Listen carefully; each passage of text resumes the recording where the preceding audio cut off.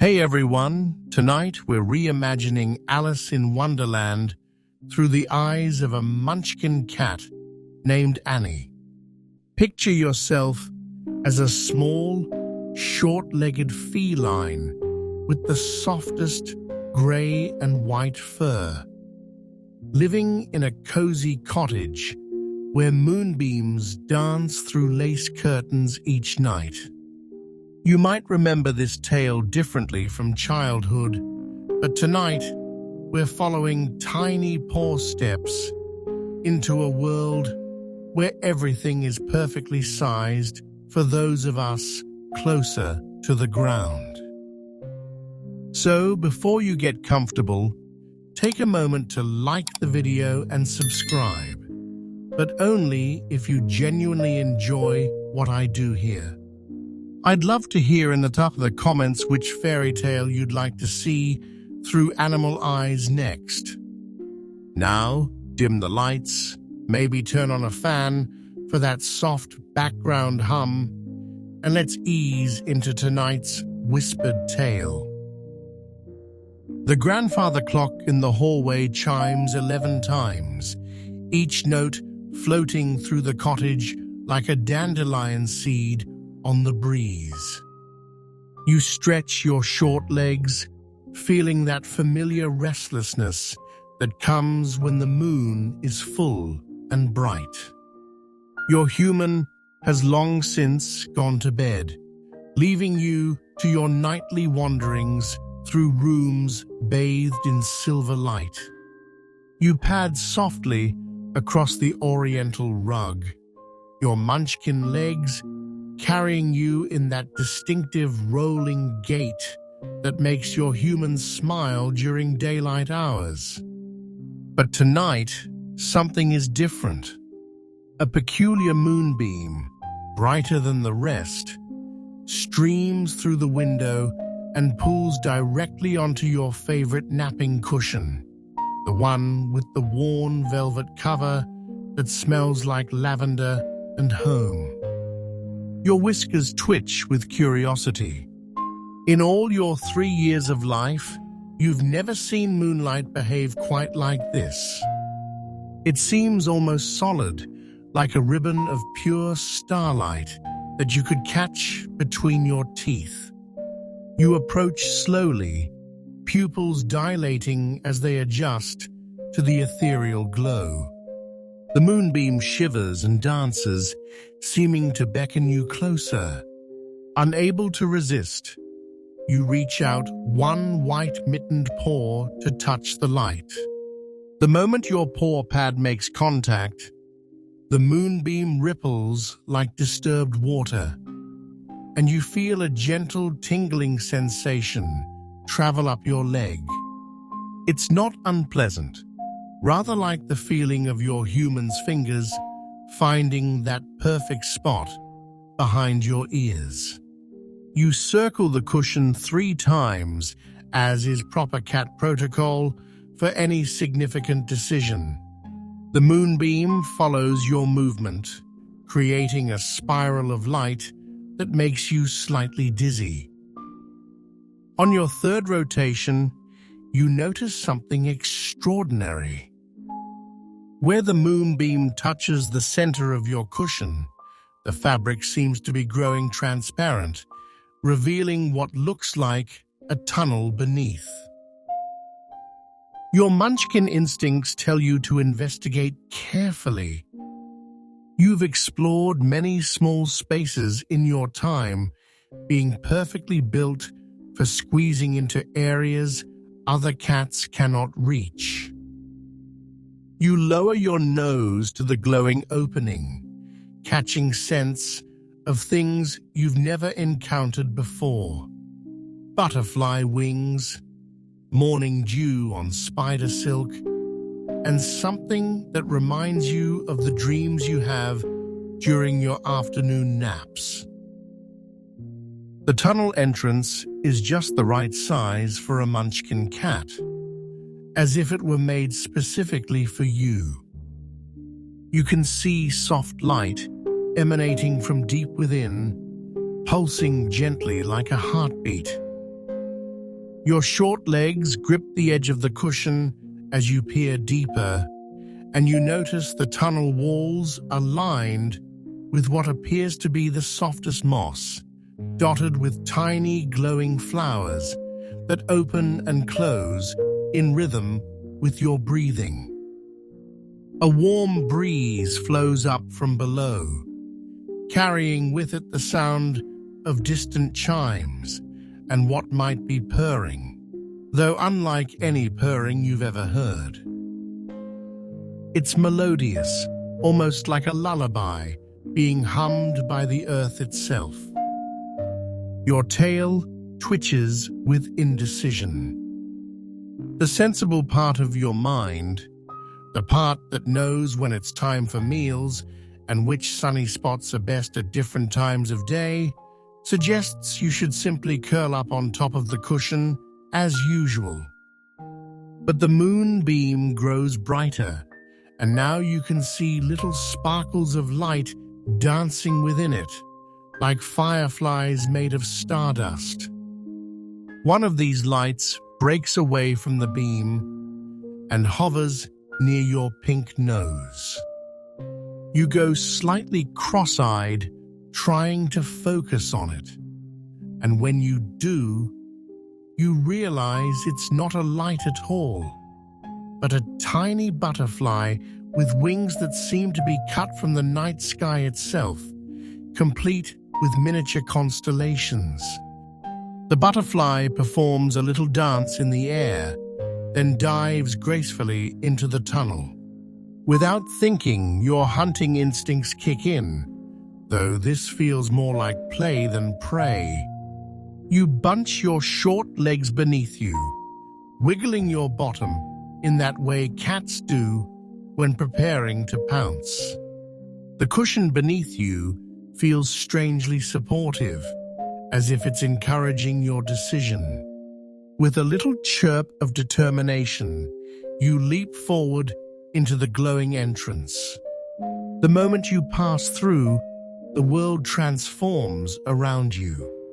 Instead of falling, you find yourself floating gently downward, surrounded by the softest darkness you've ever experienced. It's not the scary darkness of a closed closet, but the comforting darkness of your favorite blanket fort, warm and welcoming. As you drift deeper into this strange new realm, you realize your journey through Slumberland has only just begun, and somewhere in the gentle darkness below, adventures perfectly sized for a Munchkin cat await. The sensation of falling without fear is entirely new to your feline sensibilities. Your Munchkin body, usually so conscious of its closeness to the ground, now drifts through space like a dandelion seed on the gentlest of breezes. The velvet darkness embraces you, neither too warm nor too cool, but exactly the temperature of a perfect nap. As your eyes adjust to this strange twilight, you begin to notice you're not alone in your descent. Feathers of every size and color float past you, some moving upward, some drifting sideways, defying all laws of gravity you've come to understand from knocking things off tables. A particularly large peacock feather spirals by, its eye seeming to wink at you as it passes. You reach out a paw to bat at it, a gesture so familiar yet strange in this weightless space, and the feather dances away, leaving a trail of iridescent shimmer in its wake. Your whiskers detect subtle air currents that shouldn't exist in a fall. They guide you around obstacles you can barely see, dangling balls of yarn that hang from invisible threads, each one glowing softly from within like captured moonlight. Some are the size of your head, others as large as your entire Munchkin body. They sway gently as you pass, creating a maze of temptation that your playful instincts find nearly irresistible. You twist your body in that remarkable way cats do, trying to orient yourself in this directionless space. But here, there seems to be no up or down, no right way to position yourself. Your short legs paddle at the air, finding it has the consistency of water made from dreams, providing just enough resistance to propel you gently in whatever direction you choose. A cluster of small white feathers surrounds you suddenly, tickling your nose and making you sneeze a tiny, delicate sneeze that echoes strangely in the darkness. The sound doesn't fade as it should, but transforms into musical notes that float away as visible bubbles of sound, each one containing the ghost of your sneeze in a different pitch. You watch them drift away, fascinated by this place where sound has color and weight. The yarn balls grow more numerous as you continue your descent, if descent is even the right word for this gentle drift through space. Some unravel as you pass, their threads creating spiraling galaxies of fiber that catch the dim light. You notice that each ball of yarn tells a story in its wrapping. Here, a blue one shows the pattern of ocean waves. There, a golden ball depicts the phases of the moon in its twists. Your Munchkin proportions, which sometimes make jumping to high places a challenge, serve you perfectly here. You can navigate between the hanging obstacles with grace, your compact body fitting through spaces that might challenge a longer-legged cat. It's as if this tunnel through dimensions was designed with you in mind, each passage exactly wide enough for your small frame. A particularly intriguing yarn ball catches your attention. It's silver and seems to be unraveling from both ends simultaneously, creating a double helix of thread that sparkles with tiny stars. Unable to resist, you reach out and tap it gently with your paw. The moment you make contact, the ball begins to purr, a deep, resonant sound that makes your own chest vibrate in response. The purring spreads to other yarn balls nearby, creating a symphony of contentment that wraps around you like an audio blanket. You notice your own purr joining the chorus, though you hadn't consciously started it. The sound seems to slow your fall even further until you're barely moving at all, just floating in a sea of gentle vibrations and soft light. Feathers brush against your fur like whispered secrets, each one carrying a different scent: vanilla, cinnamon, fresh rain, and your favorite catnip mouse from home. The darkness around you begins to shift in quality, becoming less like night and more like the space behind closed eyelids when you're drifting off to sleep. Colors that don't have names swirl in slow patterns, creating pathways of light that guide your journey downward. You follow these streams of color, your tail acting as a rudder in this strange aerial ocean. A massive ostrich feather, nearly as long as your entire body, drifts alongside you like a gentle companion. You hook your claws carefully into its soft barbs, and it immediately adjusts its descent to match yours, becoming a floating raft in this sea of air. The feather smells like summer afternoons and the dreams of birds, and you find yourself kneading it gently with your paws, a gesture of contentment that seems to make it glow brighter. As you ride your feather vessel, more wonders reveal themselves. Balls of yarn now orbit around you like small planets, each maintaining a perfect distance. Some are made of materials that shouldn't exist.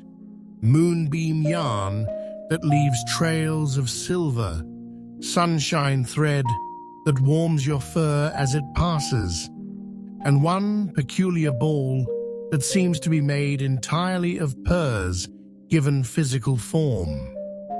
The floating journey feels like it's lasted both forever and no time at all. Your internal clock, usually so precise about meal times and nap schedules, has given up trying to make sense of duration in this place. You're simply existing in an eternal now, a present moment stretched out like taffy into infinity. Below you, or what you think might be below, the darkness begins to lighten. Not with the harsh brightness of day, but with the gentle glow of approaching dawn. You can make out shapes now, still distant, but growing clearer. The feathers and yarn balls begin to thin out, as if you're reaching the end of this strange corridor between worlds. Your ostrich feather raft catches a current of air that smells like morning dew and fresh cream, carrying you toward whatever awaits at the end of this endless, gentle fall. Your Munchkin heart beats steadily, not with fear, but with the anticipation of a cat who's spotted something interesting just out of reach. The journey through the velvet darkness is coming to an end, but you sense your true adventure in Slumberland is about to begin. Your ostrich feather begins to slow, spiraling downward like a sycamore seed, until your paws touch something solid. The surface beneath you feels like carpet, made from cloud silk, soft enough to sink your claws into, but firm enough to support your Munchkin weight. As the feather drifts away with a whispered farewell, you find yourself in a circular room that defies all architectural logic. The walls curve up and up, disappearing into a misty height that makes your neck ache to contemplate. But what captures your attention are the doors. Dozens upon dozens of cat doors, each one unique, each one calling to a different type of feline soul. They're arranged in spiraling rows that follow the curve of the walls, some at ground level, others requiring impressive leaps to reach. You pad forward on your short legs, investigating the nearest door. It's tall and narrow, clearly designed for a svelte Siamese or Oriental shorthair. The flap is decorated with elegant tie patterns that seem to shift and dance in the corner of your vision. When you sniff at it, you catch the scent of jasmine rice and sun-warmed temple stones. Beautiful, but not for you. The next door is enormous, with a flap that could accommodate a Maine Coon or Norwegian forest cat. Carved into its wooden frame are images of pine forests and snow-laden branches. A cool breeze flows from beneath it, carrying the scent of wild places and winter hunts. You have to rear up on your hind legs just to reach the bottom of the flap, your Munchkin's stature making it impossible to even consider this entrance. As you explore, you begin to understand the pattern. Each door is crafted for a specific type of cat, not just in size, but in spirit. Here's one covered in spotted rosettes, clearly meant for a Bengal, smelling of jungle streams and the dreams of leopards. There's another decorated with tufts of actual fur, designed for a Persian, wafting with the fragrance of rosewater and silk cushions. Some doors make you pause longer than others. A tortoise-shell patterned door seems to change colors depending on the angle of view, and when you approach, you hear the faint sound of 3 different cats arguing good-naturedly about the best route to take. A pure white door radiates gentle warmth, designed for a deaf cat who navigates by vibration rather than sound, and touching it makes your whiskers tingle with unheard music. You circle the room, your rolling gait carrying you past door after door. There are doors at heights you could never reach. One near the ceiling that must be for those acrobatic Abyssinians, another midway up that sparkles with the condensation of clouds, clearly meant for cats who dream of flight. The injustice of it pricks at you slightly. In the waking world, your short legs often mean watching other cats reach places you cannot. But surely in Slumberland, there must be a place for Munchkins too. As if responding to your thought, a gentle chime draws your attention to a section of wall you'd overlooked. There, at exactly your eye level, is a series of smaller doors, each one perfectly proportioned for cats built closer to the ground. Your heart lifts like a butterfly taking flight. You approach with renewed interest, whiskers forward and tail held high. The first low door is square and sturdy, designed for a British shorthair with their cobby build. The next is decorated with Scottish tartan, its flaps slightly folded at the top corners like the ears of a Scottish fold. You're getting closer. You can feel it in the way your fur begins to tingle with anticipation. Then you see it. A door that makes your purr rumble to life before you even fully process what you're looking at. It's wider than it is tall, with a gently arched top that accommodates forward movement rather than upward leaping. The frame is decorated with tiny paw prints that could be your own, and the flap itself seems to be made from the softest velvet, worn smooth by the passage of many small bodies. You approach reverently, noting how you don't have to crane your neck up or stretch to investigate. Everything about this door is scaled to your proportions. When you sniff at it, the scents that greet you are perfect. Warm laundry, sunny windowsills positioned low to the ground, and the particular satisfaction of fitting into spaces other cats must fold themselves to enter. The door's flap has a small window at exactly your eye height. Peering through, you see a corridor beyond that seems to undulate gently, its floor padded with what looks like quilted clouds. The ceiling is low enough that you could touch it with a raised paw, but not so low as to feel confining.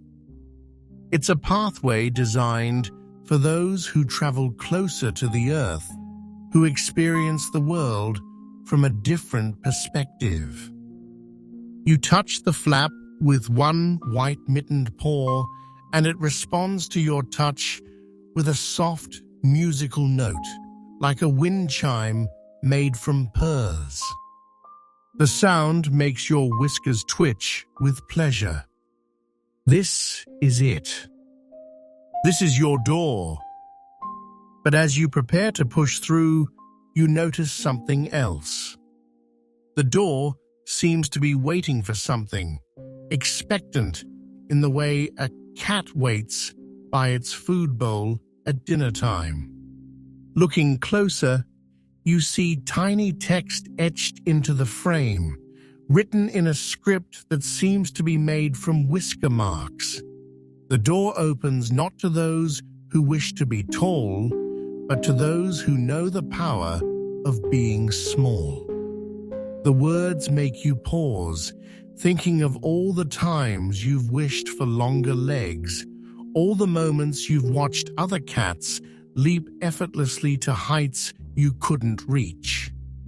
But here in this room of many doors, you realize something. Every door you've passed has been beautiful, each one a perfect match for its intended cat. And this door, your door, is no less magnificent for being built low to the ground. In fact, its accessibility is its magic. You don't have to leap or strain or stretch. You can simply walk through, dignity intact, Munchkin pride glowing in your chest. You take a breath, filling your lungs with the strange, sweet air of Slumberland. Then, with a confidence born from finding your perfect place, you push through the velvet flap. It parts for you like water, soft against your fur, welcoming you into whatever wonders await a small cat with big dreams. The corridor beyond embraces you immediately, its proportions so perfect for your body that you find yourself prancing slightly, your rolling gait transformed into something almost like dancing.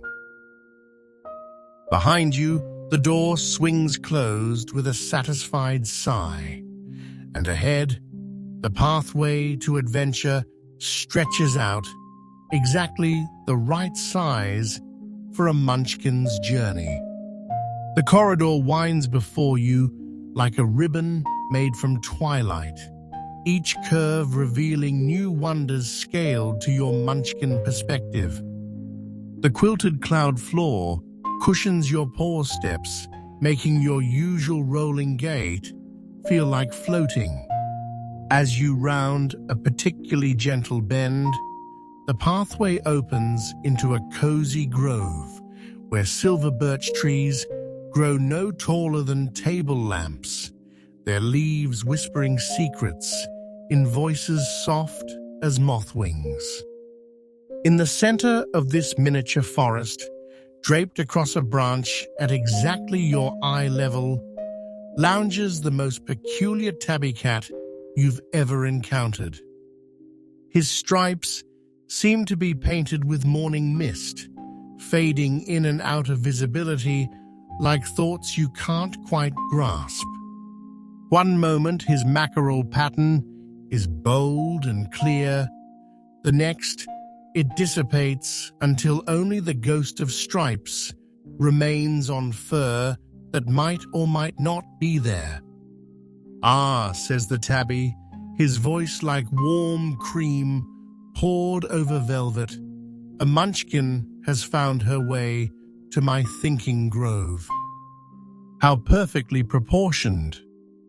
How delightfully close to the earth where all the best secrets are kept. His smile appears first, then the rest of his face materializes around it, green eyes twinkling with ancient mischief. You sit back on your haunches, your short legs folding neatly beneath you. In the waking world, you might feel self-conscious about the way you have to look up at most other cats. But here in this grove, sized for smaller beings, you and the tabby are perfectly level. "I'm Annie," you offer, your voice carrying a question you can't quite form. "Names," the tabby muses, his tail materializing just long enough to twitch thoughtfully before fading again, "are such heavy things to carry. I prefer to go by the moment. Right now, I'm the cat who knows why puddles reflect the sky. In a moment, I might be the cat who remembers what dandelions dream. But you may call me whatever helps you feel at home." His whole body phases in and out, like a radio signal finding its frequency. Sometimes he's solid, a handsome brown tabby with wise eyes. Other times he's translucent, and you can see the silver birch bark through his stripes. The effect should be unsettling, but instead feels like watching clouds pass over the moon, natural and rhythmic. "You're wondering," he says, though you haven't spoken, "why some of us can reach high places and others walk closer to the earth's heartbeat. Shall I tell you a secret that the tall ones don't know?"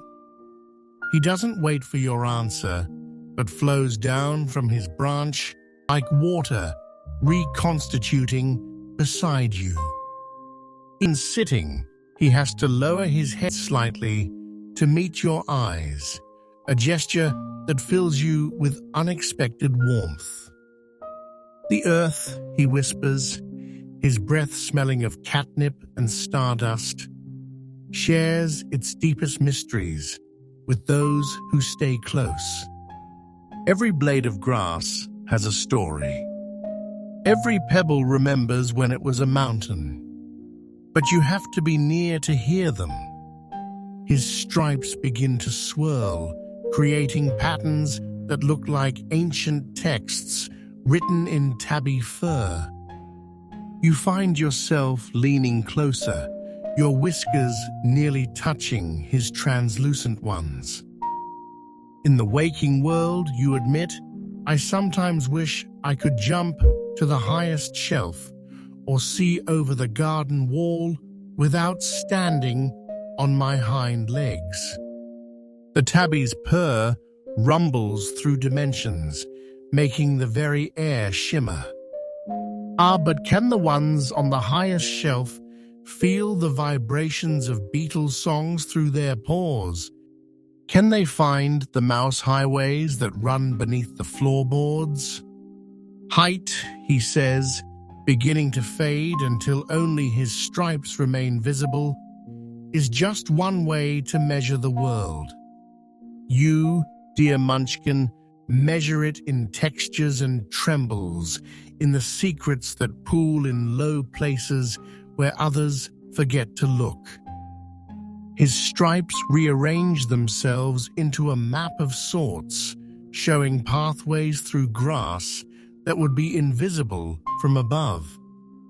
"Let me share something," he says, solidifying again, but only partially, so you can see the grove through his middle. Every cat in Slumberland arrives thinking they need to change something about themselves. The Persians wish for less fur to tangle. The Sphinx cats dream of warm coats. The outdoor cats long for indoor comfort, while house cats pine for wild adventures. You nod. understanding flooding through you like warm milk. Your short legs have carried you perfectly well through life, allowing you to discover hiding spots and cozy corners that taller cats overlook. But here, you say, beginning to understand, everyone finds doors that fit exactly as they are. Precisely. The tabby executes a joyful flip, disappearing completely mid-rotation and reappearing upside down on another branch. Slumberland reshapes itself for each visitor. Your low corridor. A Bengal would have to crawl. A Maine Coon couldn't fit at all. But for you, it's a ballroom, a highway, a perfect path to everywhere you need to go. The silver birches around you chime in agreement, their tiny leaves creating a melody that sounds like kittens laughing.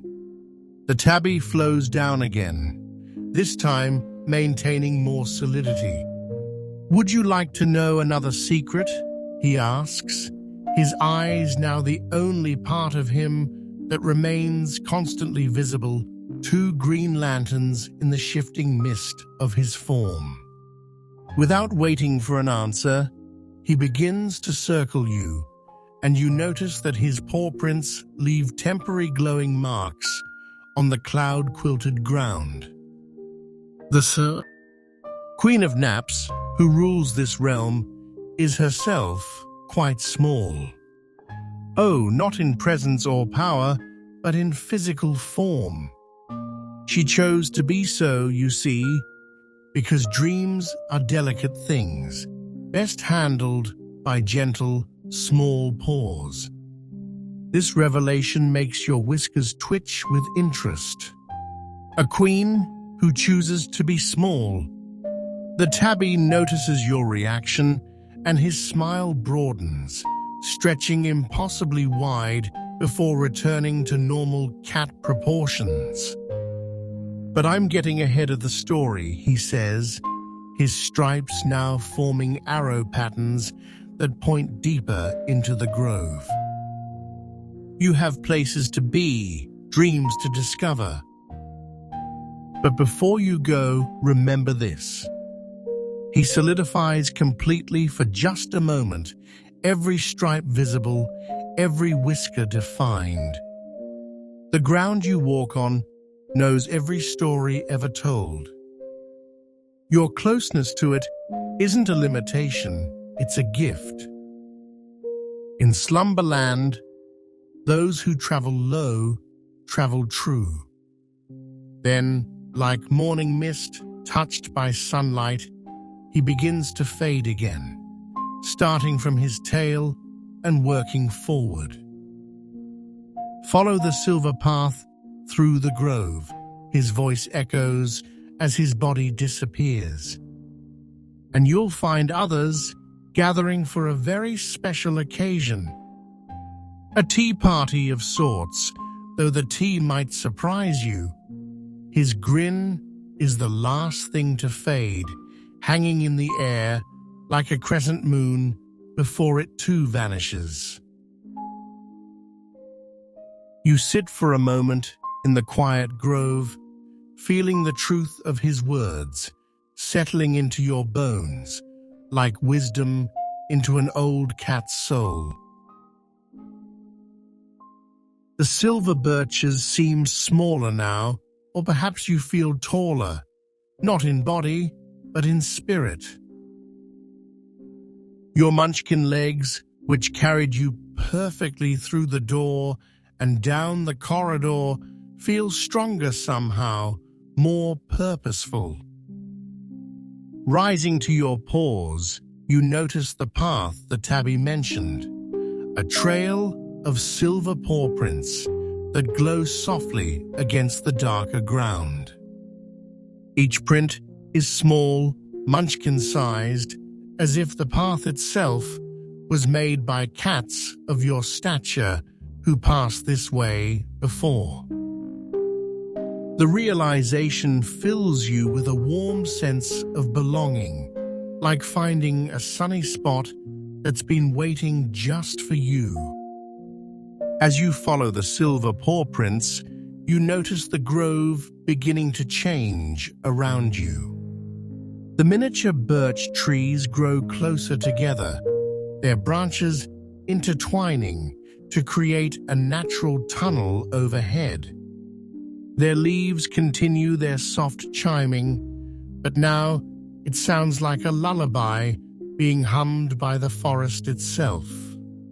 The path beneath your paws shifts from cloud quilt to something that feels like moss made from moonbeams, springy and luminous. You pause once to look back, wondering if you might catch another glimpse of the philosophical Tabby, but the grove behind you has rearranged itself.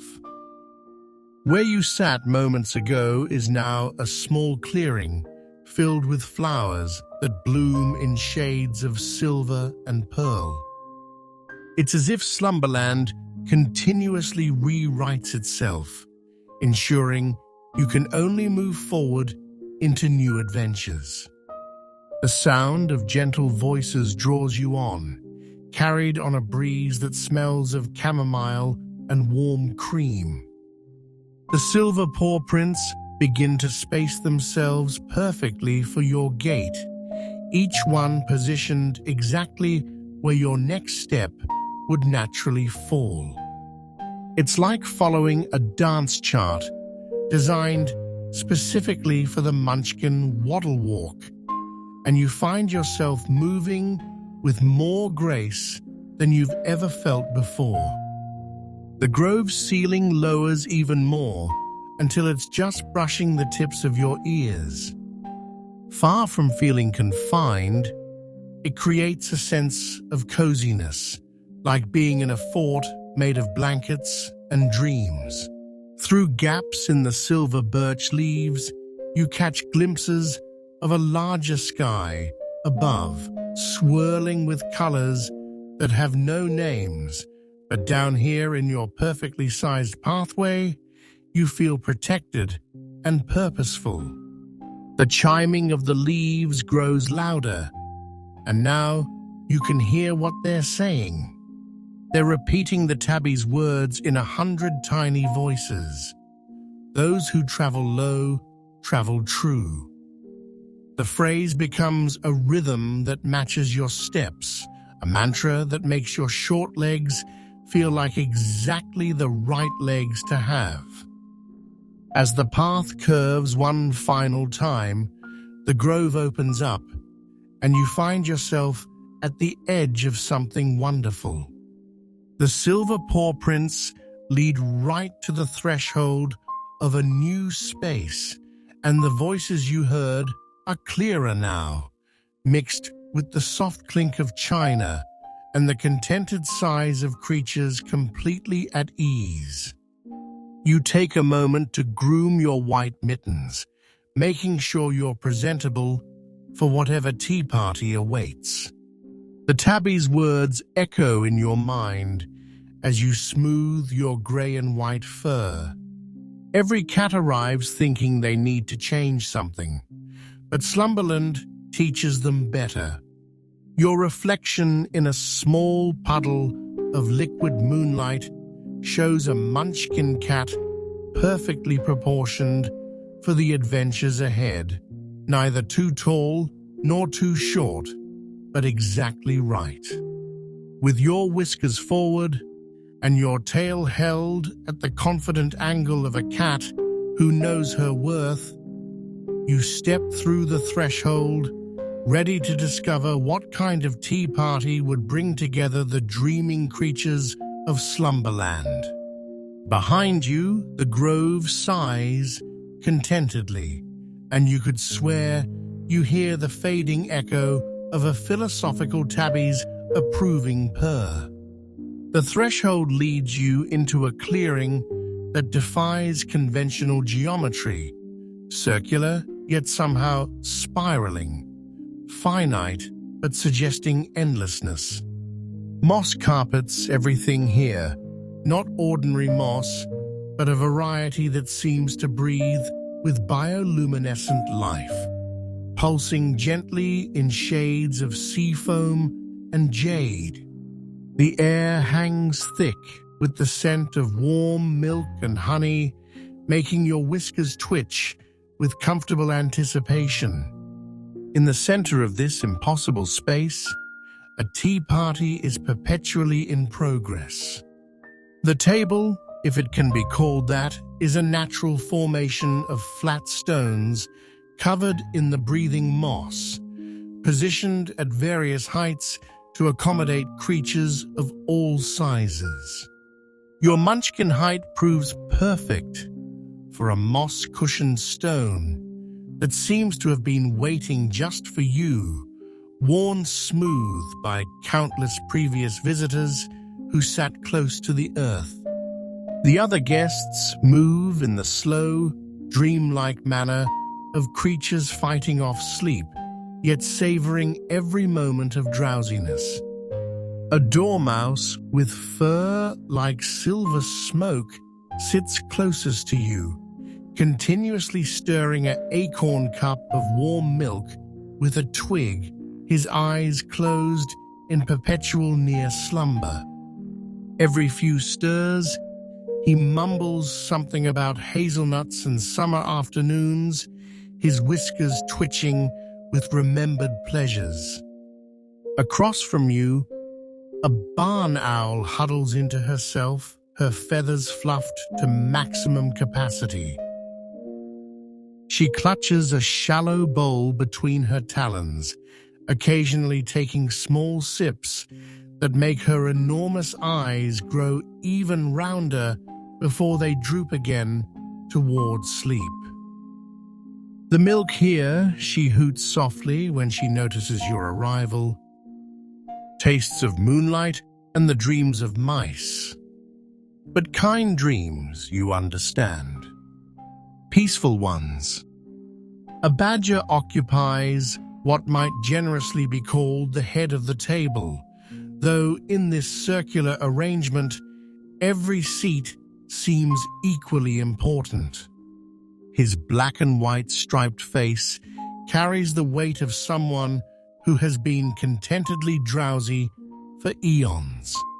Before him sits an enormous saucer, and he laps at the warm milk with methodical pleasure, pausing between sips to share fragments of underground wisdom. "Welcome, small one," the badger rumbles, his voice like distant thunder, muffled by earth. You arrive at the perfect moment. It's always the perfect moment here, you see. The milk never cools, the company never leaves, and the conversation never quite reaches its point before someone forgets what they were saying. He yawns magnificently, showing teeth designed for a fiercer life than this eternal tea party provides. A blue jay perches on a twisted branch that serves as a natural chandelier above the gathering, occasionally dropping remarks that trail off mid-sentence. His usual raucous energy has been gentled by the atmosphere into something approaching meditation.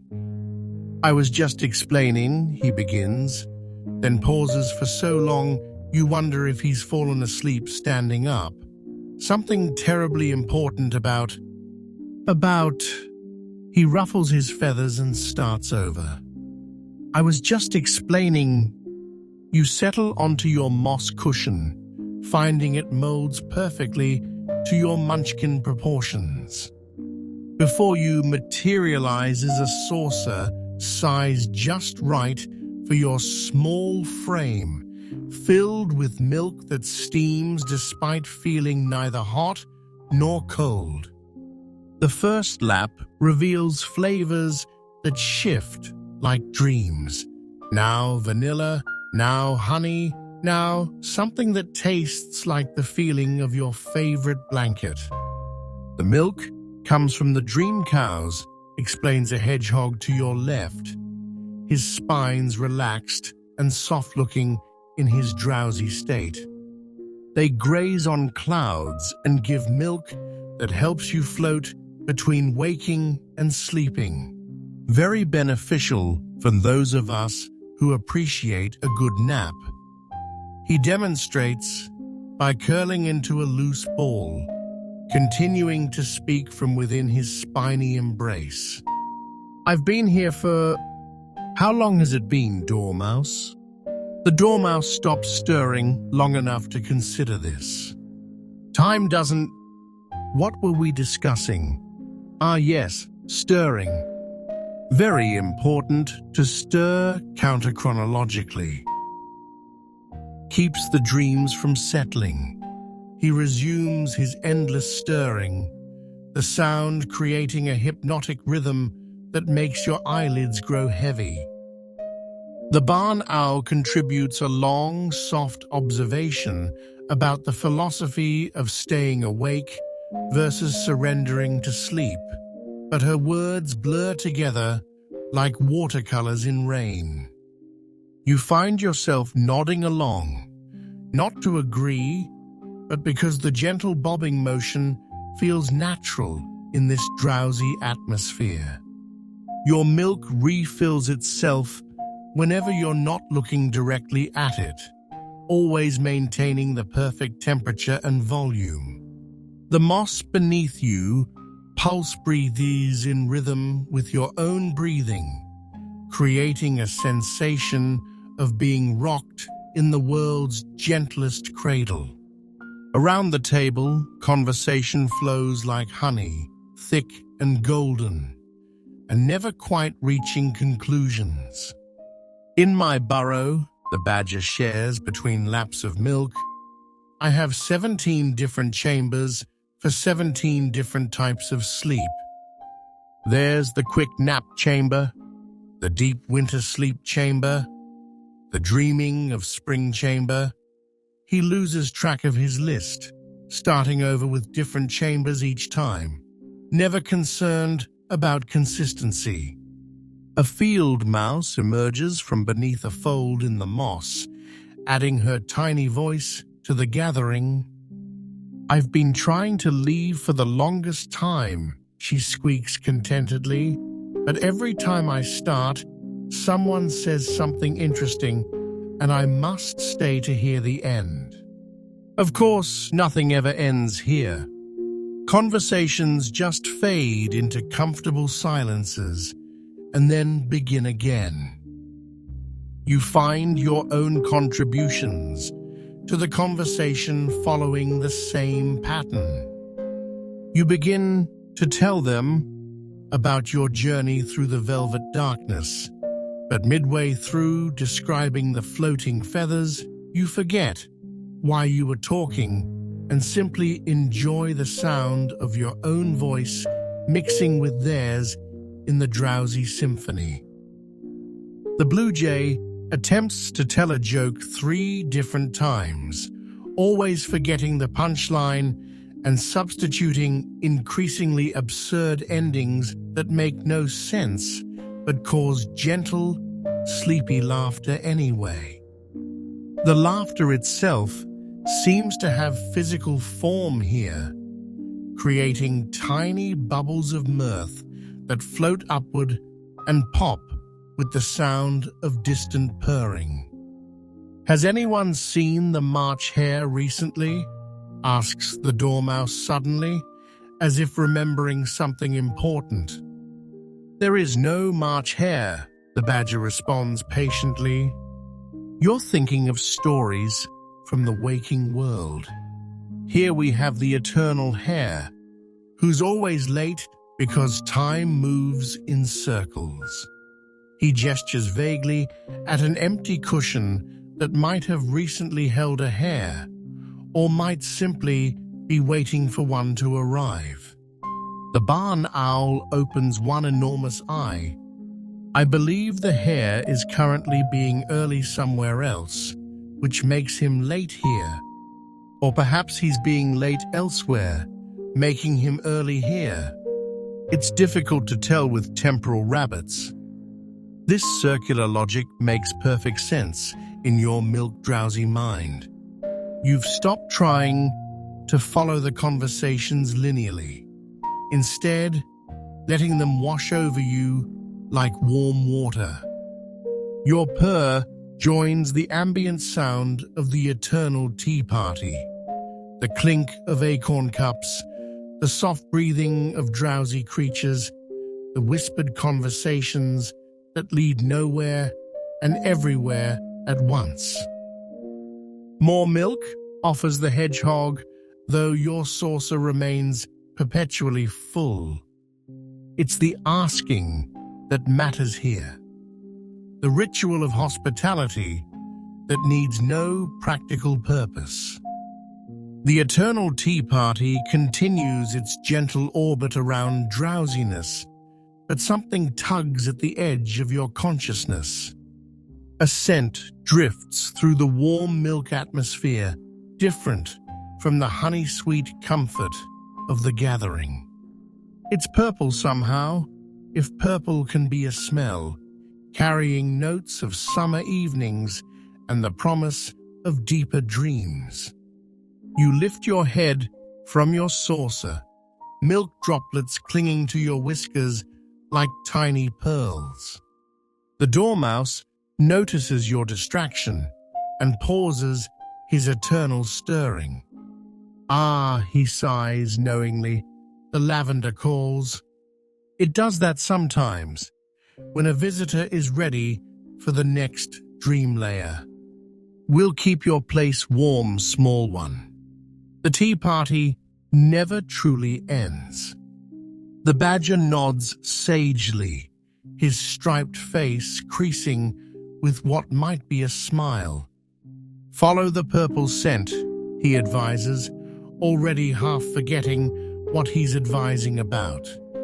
The garden knows your paws are close to the earth. It will show you secrets the high walkers miss. Rising from your moss cushion feels like swimming upward through honey. Your Munchkin legs, so perfectly suited to the low table, stretch and find the ground solid beneath them again. The other creatures offer drowsy farewells that blend into a murmur of well-wishes, their words tumbling over each other like sleepy kittens. The scent grows stronger as you leave the clearing, leading you through a natural archway woven from silver vines. The moment you pass through, the world transforms again. Before you stretches a garden maze, but not the intimidating hedgerows of human formal gardens. This maze is made entirely of lavender plants, their purple spikes swaying at various heights, creating pathways scaled for creatures of all sizes. Your nose twitches as the full impact of the scent envelops you. It's lavender, yes, but also something more. Each purple bloom seems to exhale a slightly different fragrance. Here, vanilla lavender, there honey lavender, and further along, a hint of lavender mixed with the essence of afternoon naps. The plants grow in impossible shades of purple, from the palest lilac to deep amethyst, some even shimmering with an inner light that makes them appear dusted with stars. As you pause at the maze entrance, wondering which path to take, you hear it. The softest whirring, like silk scarves in a gentle breeze. A hummingbird appears before you, no larger than your smallest toe, its body a living jewel of emerald and ruby. But this is no ordinary hummingbird. Its wings move so slowly you can see each individual beat, defying everything you know about how hummingbirds fly. "Munchkin cat," the tiny bird whispers, its voice like wind chimes made from flower petals. Welcome to the Lavender Labyrinth of Contemplation. I am one of many guides here. We help those who might otherwise feel lost among the tall stems. The bird hovers at exactly your eye level, its wings creating the gentlest breeze against your whiskers. You notice now that there are dozens of these slow-motion hummingbirds throughout the garden, each one hovering near different entrance points, waiting to guide visitors of various sizes. Your guide does a lazy barrel roll in the air, leaving a trail of golden sparkles. The maze changes for each dreamer, she explains. For you, the paths will be wide enough for comfortable passage, but narrow enough to feel cozy. The lavender will part at your shoulder height, allowing you to see just far enough ahead to be curious but not overwhelmed. True to her words, as you enter the maze following your tiny guide, the lavender plants seem to adjust themselves. The path is carpeted with soft purple petals that cushion your paws, and the walls of lavender create a purple tunnel just high enough for your Munchkin frame. Through gaps in the blooms, you catch glimpses of other paths sized for different creatures, a high road where giraffes might walk, a middle path for average cats, and even tiny tunnels that might suit the hummingbirds themselves. The secret of this maze, your guide whispers, flying backward so she can face you while leading, is not to solve it, but to experience it. Each turn offers a different dream, each dead end a moment of reflection. She punctuates this wisdom by flying through a lavender bloom, emerging dusted with purple pollen that makes her shine like a tiny constellation. You follow contentedly, your short legs carrying you through the purple corridors at just the right pace. The maze seems to approve of your unhurried approach. Where the path turns, new wonders reveal themselves. Here, a fountain no bigger than a teacup bubbles with lavender-scented water. There, a bench made from woven grass appears at exactly the right height for a Munchkin rest. Other hummingbirds join yours occasionally, creating a shifting constellation of guides. They whisper directions that seem to contradict each other, yet somehow all lead forward. Turn left at the memory of summer. Go straight past the dream of rain. Circle 3 times where the purple meets the purple. Your Munchkin mind, already adapted to seeing the world from unusual angles, accepts these instructions as perfectly sensible. The lavender releases its scent in waves, timed to your breathing. Inhale, and vanilla purple fills your lungs. Exhale, and honey lavender flows out. The rhythm becomes hypnotic, making your paws feel lighter with each step. You realize you're not just walking through the maze, but participating in a kind of moving meditation designed for cats who travel close to the ground. At one junction, you encounter another traveler, a tall greyhound who looks thoroughly confused. He has to crane his neck down to navigate his high path, clearly struggling with the perspective. Your hummingbird guide whispers, "See how the maze favors those who naturally walk low." You navigate with ease, while others must adjust their very nature.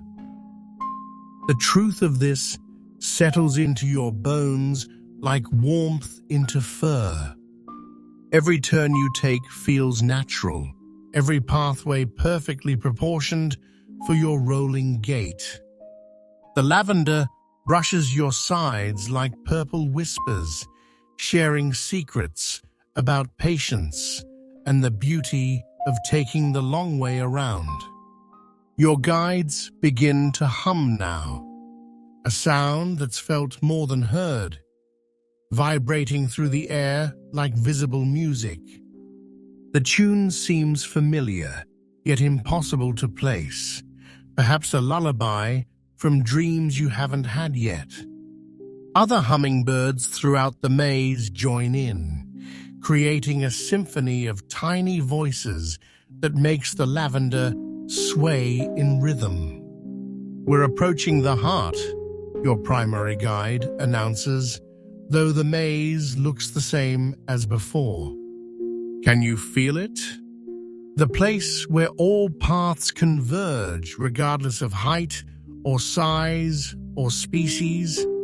She does a figure 8 in the air, leaving a trail that briefly spells out words in a language made entirely of flowers. You can feel it, a subtle pull in your chest fur, drawing you forward through the purple passages. Your whiskers detect changes in the air current, patterns that suggest opening spaces ahead. The lavender grows denser here, more vibrant, as if you're approaching the source of all purple in the universe. Suddenly, the narrow path opens into a circular clearing at the maze's heart. The sight stops you mid-step, your tail lifting in wonder.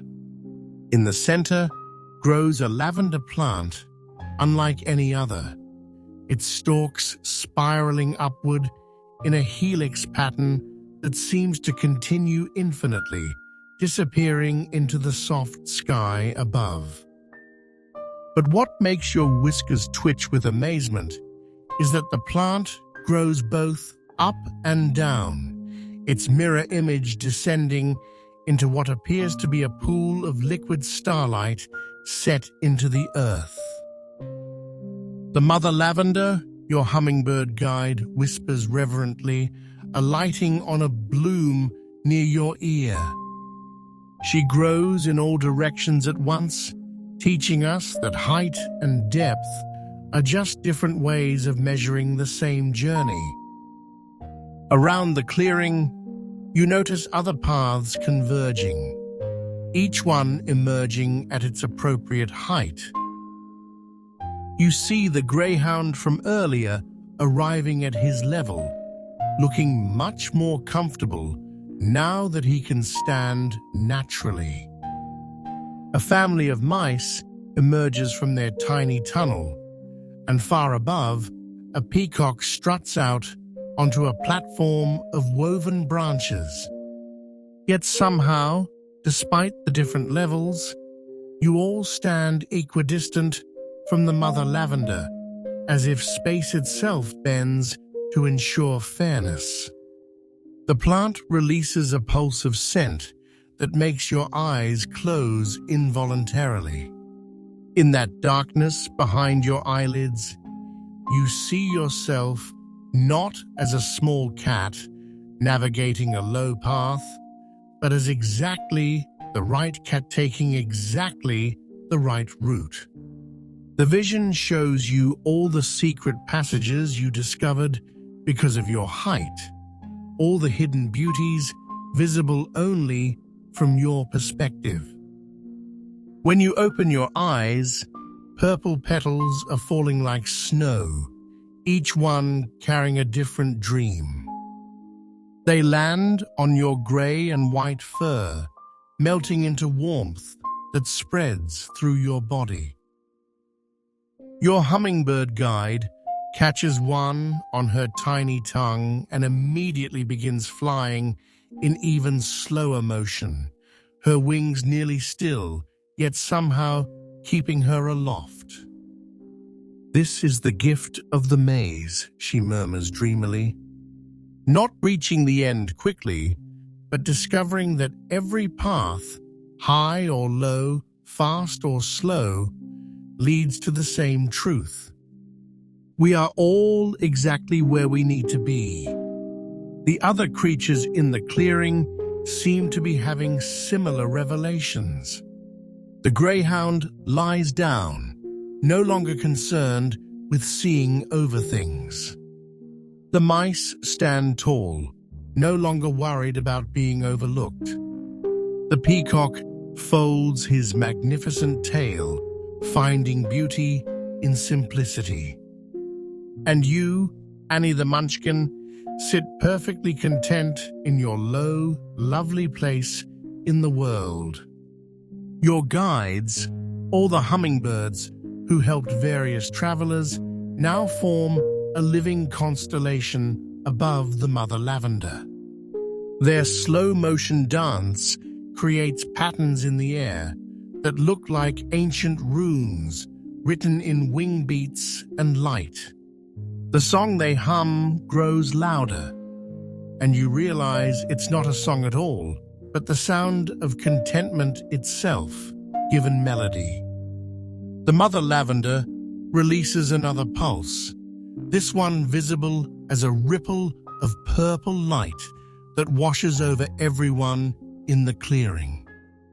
Where it touches you, your fur tingles with the knowledge that every garden needs flowers of all heights, that the shortest blooms are often the sweetest, closest to the earth that feeds them. The maze will release you now, your guide says, settling onto your head between your ears. Her tiny feet feel like raindrops on your fur, but you'll carry its wisdom in your whiskers. Every time you smell lavender in the waking world, you'll remember that the journey matters more than the destination, and that those who travel low see wonders others miss. As if responding to her words, the lavender walls begin to shift and part. New pathways open, not leading back the way you came, but forward to new adventures. Your path, perfectly munchkin-sized, glows with soft purple light, inviting you onward. The other creatures are finding their own exits too, each one sized just right, each one leading to different dreams. You rise to your paws, feeling the purple petal carpet soft beneath them. Your hummingbird guide gives your ear the tiniest nuzzle before lifting off. "Remember," she whispers as she hovers away, "in Slumberland, every size has its own magic. Yours is the magic of the close to earth, the finders of small wonders, the knowers of secrets hidden in low places." With a final look at the mother lavender, still growing impossibly in all directions, you pad toward your glowing exit. The lavender brushes your sides in farewell, leaving traces of purple on your fur that shimmer like stardust. Behind you, the clearing hums with the contentment of creatures who've found their place, while ahead, your perfectly proportioned path promises new wonders. As you leave the maze, following the purple-lit pathway, you carry with you the scent of acceptance, the knowledge that in dreams, as in life, the smallest cats often have the biggest adventures. Your munchkin paws, which entered the maze with questions, now step forward with answers, ready for whatever Slumberland reveals next. The purple-lit path gradually transforms beneath your paws, shifting from lavender petals to something softer still. You realize you're walking on what feels like cashmere clouds, each step sinking slightly into warmth that supports you perfectly. The air around you changes too, taking on the quality of a room where someone has been napping contentedly for hours. That particular mixture of warmth, comfort, and peaceful breathing. Ahead, rising from the dreamscape like a mountain made of comfort itself, stands the palace of the Queen of Naps. But this is no ordinary palace of stone and timber. The entire structure appears to be woven from blankets of every texture imaginable. Quilts that tell stories in their stitching, afghans that breathe with life, fleece that ripples like water, and throws so soft they seem made from crystallized pearls. The palace doesn't stand so much as recline against the sky, its walls billowing gently as if the whole building is breathing in the slow rhythm of deep sleep. Towers of rolled blankets spiral upward, while turrets made from perfectly folded comforters crown each corner. The main entrance is an archway of interwoven baby blankets in pastel hues, just low enough that even a Munchkin cat can enter without crouching. As you approach, you notice something extraordinary about the movement around the palace. Every creature, every drifting cloud, even the dust motes in the air, moves in slow motion. A butterfly takes entire minutes to complete a single wing beat. A yawning guard cat at the entrance stretches his jaw so slowly you can count each whisker as it adjusts. It's like entering a world submerged in honey, where time has been convinced to take a nap too. Your own movements slow the moment you cross some invisible threshold. Your rolling Munchkin gait becomes a graceful underwater dance, each paw step taking seconds to complete, yet feeling perfectly natural. Your tail, usually quick to twitch, now sways like kelp in a gentle current. Even your thoughts seem to stretch out, becoming long and languid like afternoon shadows. The guard cat, a plump tortoise shell, with eyes half closed in permanent drowsiness, completes his yawn and regards you with the speed of dripping molasses. "Welcome," he says, each syllable taking its sweet time to emerge, "to the palace of her drowsiness." His words float visibly in the air, golden letters that drift slowly past before dissolving like sugar in warm milk. You find yourself nodding in response, the gesture taking so long that you have time to contemplate the feeling of each muscle involved in the movement. "I'm Annie," you reply, surprised by how your own voice has adapted to this tempo, each sound round and full and lasting. The guard's smile spreads across his face like sunrise over a mountain. "A Munchkin," he observes with slow delight, each word dripping with honeyed approval. "How perfect. The Queen loves small cats. Says they make the best dream keepers." He gestures, a movement that seems to take several minutes, toward the entrance. "Please proceed to the great napping hall." His voice rolls out like a lazy river. "Follow the yawning lights." Through the baby blanket archway, you enter a corridor that defies architectural logic.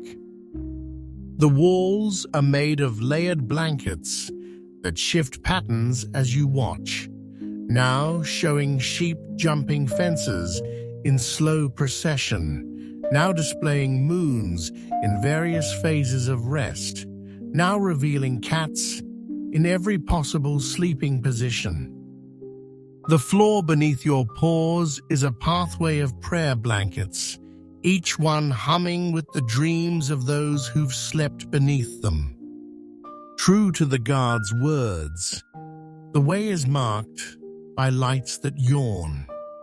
These floating orbs of warm yellow luminescence expand and contract in the rhythm of sleepy breathing, occasionally opening what might be mouths to release silent yawns that make your own jaw tingle with sympathetic response. Following them in your new slow-motion gait feels like swimming through liquid starlight. You pass rooms where the palace's inhabitants go about their business at this dreamlike pace. In one chamber, cats are folding blankets so slowly that you can see each individual fiber adjusting to the fold. In another, a team of mice embroider a quilt with stitches that take minutes to complete, but result in patterns of extraordinary beauty.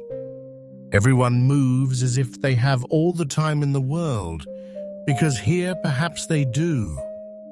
A Siamese cat passes you in the corridor, and your crossing takes so long that you have time to exchange entire conversations with just your whiskers.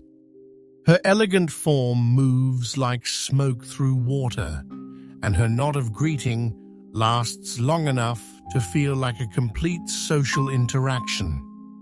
You realize that in this slowed reality, every gesture carries more weight, more meaning, freed from the rush of normal time. The yawning lights lead you deeper into the palace, past blanket walls that occasionally part to reveal glimpses of impossible rooms. A library where books made of woven dreams rest on shelves of crystallized sleep. A kitchen where warm milk heats itself in bowls that never empty. A conservatory where plants made of green fleece grow in slow spirals toward a ceiling of patchwork clouds. Your Munchkin proportions serve you well in this palace of soft surfaces. Where taller cats might sink too deeply into the blanket floors, your lighter weight allows you to walk on top of the fabric waves. Where longer bodies might tangle in the hanging tapestries of sleep stories, your compact form slips through easily. It's as if the palace was designed with small dreamers in mind. The air grows thicker with contentment as you progress, and you notice your own purr has adapted to the slow-motion world.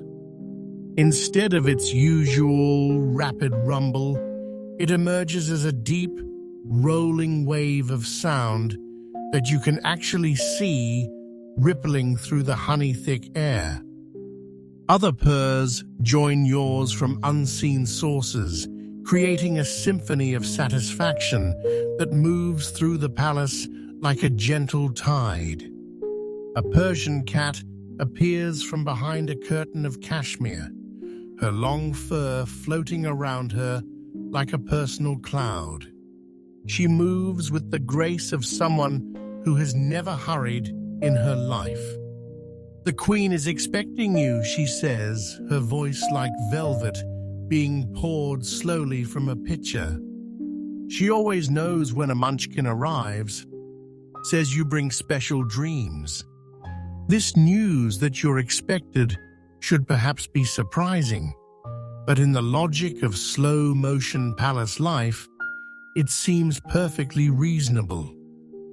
You follow the Persian through a final doorway made of baby blankets so soft they feel like passing through a cloud, and find yourself at the entrance to what must be the great napping hall.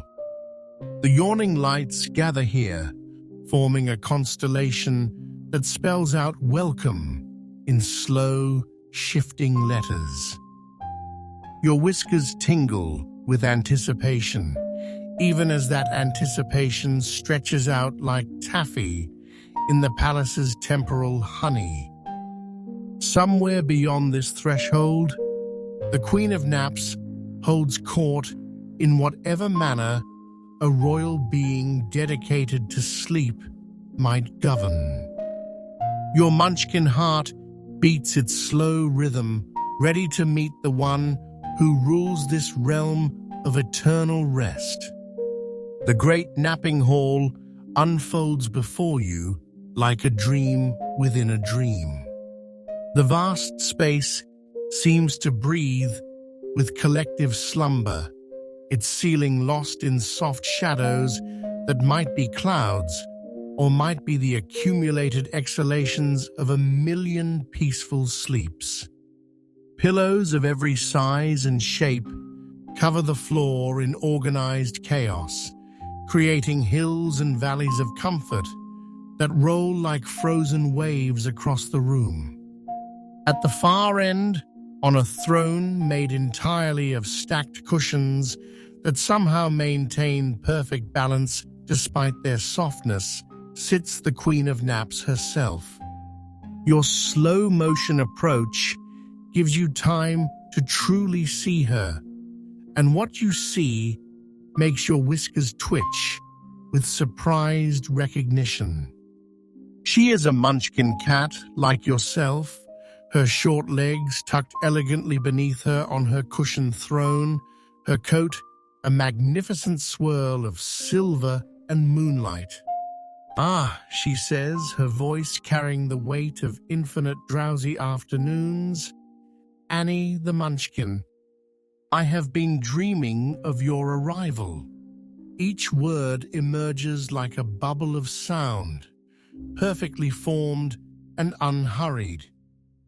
"Your Majesty," you begin, automatically starting to bow, but she waves her feather scepter in a gesture that takes pleasant eons to complete. "No bowing here," she purrs, the sound resonating through the pillows like a slow wave.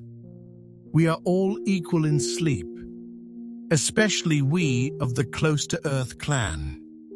"Come," the Queen continues, rising from her throne with movements that flow like honey from a jar. "It is time for the royal croquet match." Her words drift through the air like dandelion seeds. "And a new player of perfect stature is just what we need." She leads you through the hall, her own rolling gait matching yours, but stretched into slow magnificence. Despite her short legs, or perhaps because of them, she moves with absolute authority, every step deliberate and graceful. The gathered creatures part before her like a sea of fur and dreams, creating a pathway between the pillow hills. You emerge onto what can only be described as a playing field made entirely of cushions. Silk pillows in jewel tones mark the wickets, each one embroidered with phases of the moon. But instead of mallets and balls, you see balls of yarn in every color imaginable, some glowing softly from within, others sparkling with what appears to be captured starlight. "Dream Croquet," the Queen explains, her voice meandering like a sleepy stream. "The yarn knows where it wants to go. Your job is to convince it that it wants to go through the wickets. The secret," she confides, her whiskers close to yours, each word a drop of wisdom, is to think like yarn thinks, in loops and tangles and the joy of unrolling.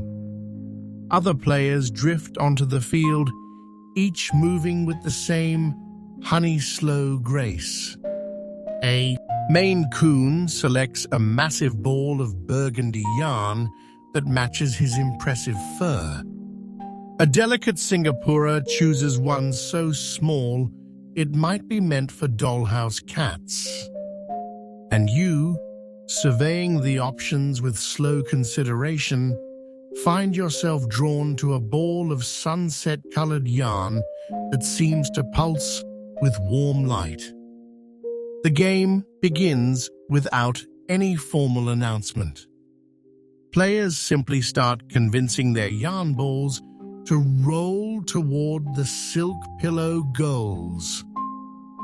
The Maine Coon's approach involves long, contemplative stares that somehow motivate his yarn to move. The Singapura does a slow-motion dance around hers, and it follows her movements like a devoted partner. You touch your sunset yarn with one white-mittened paw, feeling its texture, understanding its nature. It's made from the fleece of evening clouds, spun with the last light of day, and it wants nothing more than to create beautiful patterns as it rolls. You don't push it. Instead, you show it the path through the wickets as a suggestion, a possibility it might enjoy exploring. The yarn responds by beginning to roll, leaving a trail of golden light on the cushioned field. It moves in patterns that remind you of how you walk, that distinctive Munchkin gait translated into rolling motion. Around the first silk pillow it goes, then through, the pillow chiming a soft note of approval. Excellent, the queen purrs from beside you, each syllable vibrating with approval. You understand. The yarn thinks in patterns just as we Munchkins move in them. The game continues in its dreamlike way. Sometimes the yarn balls pause to have what appear to be conversations with each other, their fibers reaching out to touch before continuing on their journeys. One ball unravels completely, creating a labyrinth of thread that other balls navigate like a maze. Another splits into 3 smaller balls that play together before reforming.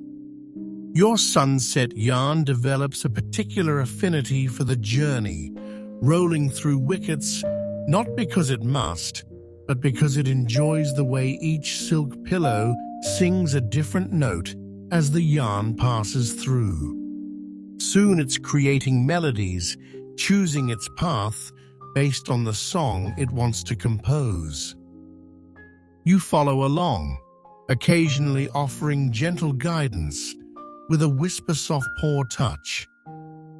A ball of rainbow yarn joins yours, and together they create a double helix pattern across the field. Their trails of light interweave, making art from sport, turning the croquet game into a kind of moving mandala. Other players stop to watch, their slow-motion applause creating waves of sound that take minutes to cross the field. In the waking world, the queen observes, settling beside you on a particularly plush cushion. Croquet is about winning. She pauses, letting each word find its place. Here it is, about creating beauty in slowness. Your yarn ball, having visited every wicket at least twice, rolls back to you and nestles against your paws. It's warm from its journey, and you can feel it purring. Yes, the yarn itself, purring with satisfaction. Around the field, other yarn balls return to their players, each one glowing with the light of its journey. Each trail on the field now part of an elaborate tapestry of light and color that transforms the entire space into living art. The game is complete when the yarn is content, the Queen announces, her voice drifting like feathers on a slow breeze, though no one seems to have won or lost in any traditional sense. And look what we have made together. From your low vantage point, the patterns on the field create something special. The interwoven trails of light form a massive Dreamcatcher, with each path representing a different dream thread. The Munchkin players, being closest to the ground, can see how their yarn trails connect at the base, creating the foundation upon which all the other patterns rest. A bell chimes somewhere in the palace, the sound stretching out like taffy, each note hanging in the air long enough to be examined and appreciated. The Queen rises, shaking her silver fur in a motion that takes so long you can see each individual hair adjust and settle. "Now," she says, fixing you with eyes that hold the wisdom of 1,000 naps, "we must discuss why you are really here." The words emerge with new weight. "The missing dream catchers, yes?" Your whiskers twitch in surprise, though the twitch plays out in slow motion. You hadn't mentioned the problem, yet somehow she knows. But then, in a palace where time moves like honey and yarn balls have personalities, perhaps omniscient knowledge about dream troubles shouldn't be surprising. They have stopped working, leading you away from the croquet field. The Queen continues, each phrase floating separately in the honey-thick air. All across Slumberland, Dreamcatchers fail to catch dreams, letting them drift wild, unclaimed, undreamed. She guides you to a smaller chamber off the main hall, where the walls are lined with dreamcatchers of every size. Or they should be dream catchers. Instead, they're just empty webs, their threads dull and lifeless, no dreams dancing in their patterns. The sight makes your fur stand on end in slow motion, each hair rising like a tiny flag of concern. "We who are small," the Queen says, her voice carrying new urgency even in its slowness, "we who see the ground truth must solve this. We see what tall ones miss. The problem is not up high in the webs, but down low in the foundations." She shows you to a particularly elaborate dream catcher, one that should be humming with captured dreams, but hangs silent and empty. Your Munchkin height puts you at exactly the right level to see its base, where the web connects to its frame. And there, so small that taller creatures would need to crouch uncomfortably to notice, you see the problem. The foundation threads, the ones that anchor the entire web, have been nibbled through, not destroyed, but carefully severed in a pattern that speaks of deliberate action rather than random damage. Your nose twitches as you detect a faint scent, something familiar yet out of place. "Exactly," the Queen purrs approvingly, the word rolling out like a cat stretching. "You see it.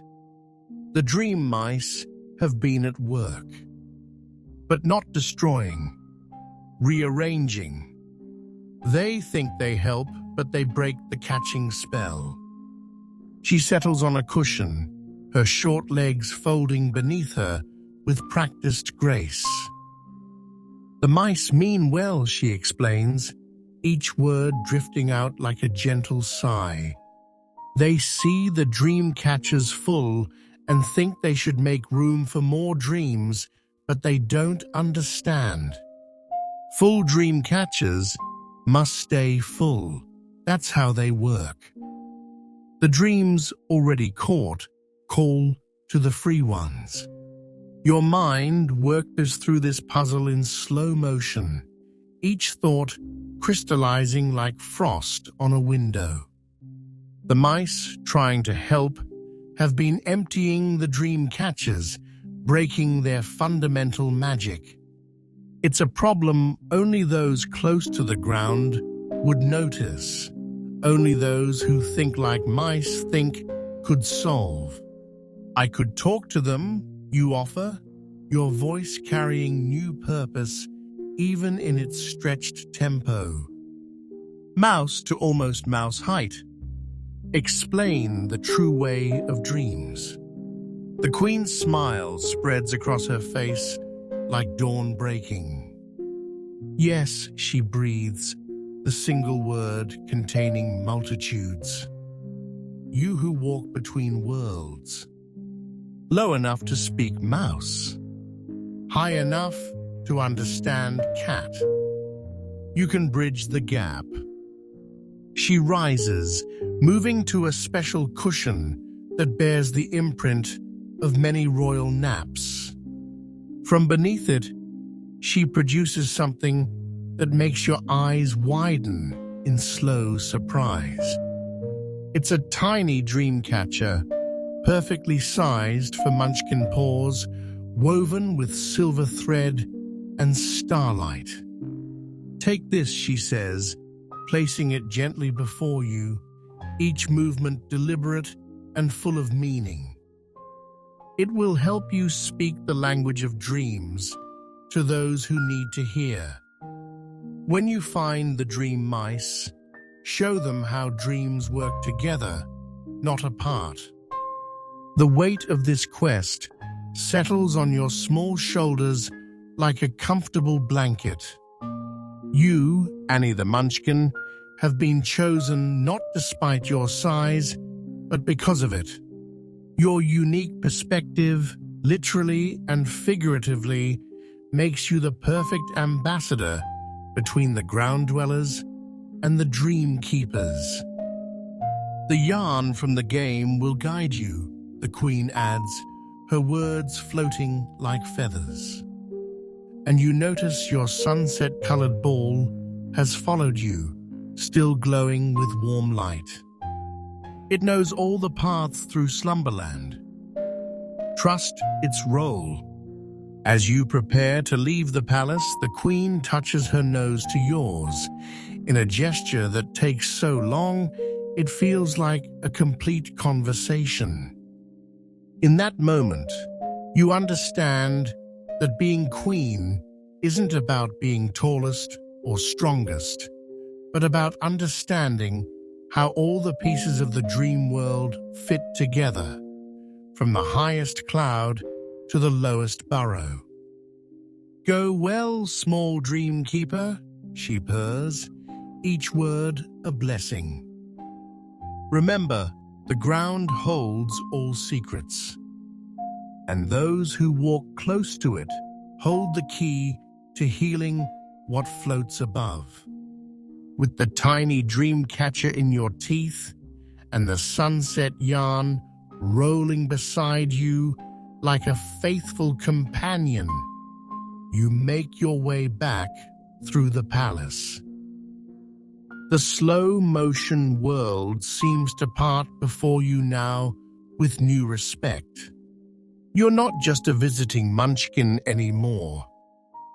You're the dream ambassador, the bridge builder, the one who can save Slumberland's dreams because you see what others overlook.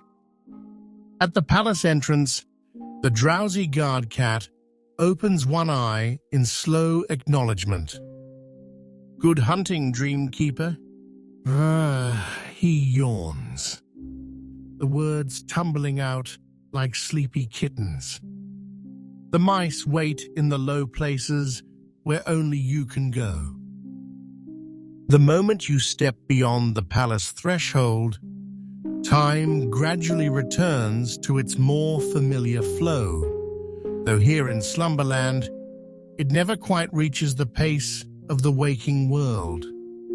Your sunset yarn ball rolls ahead with purpose now, leaving a faint trail of golden light that only eyes positioned close to the ground can properly see.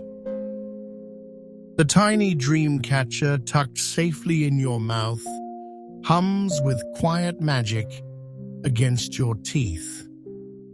Your Munchkin legs carry you through landscapes that shift like pages in a picture book. One moment you're padding through a forest of sleeping trees whose roots form cozy burrows. The next you're crossing meadows where the grass is actually thousands of tiny beds for insect dreamers. The yarn knows every secret path, every hidden route that taller creatures would simply step over without noticing.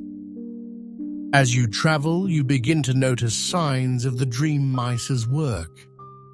Empty dream catchers hang from low branches like abandoned spider webs.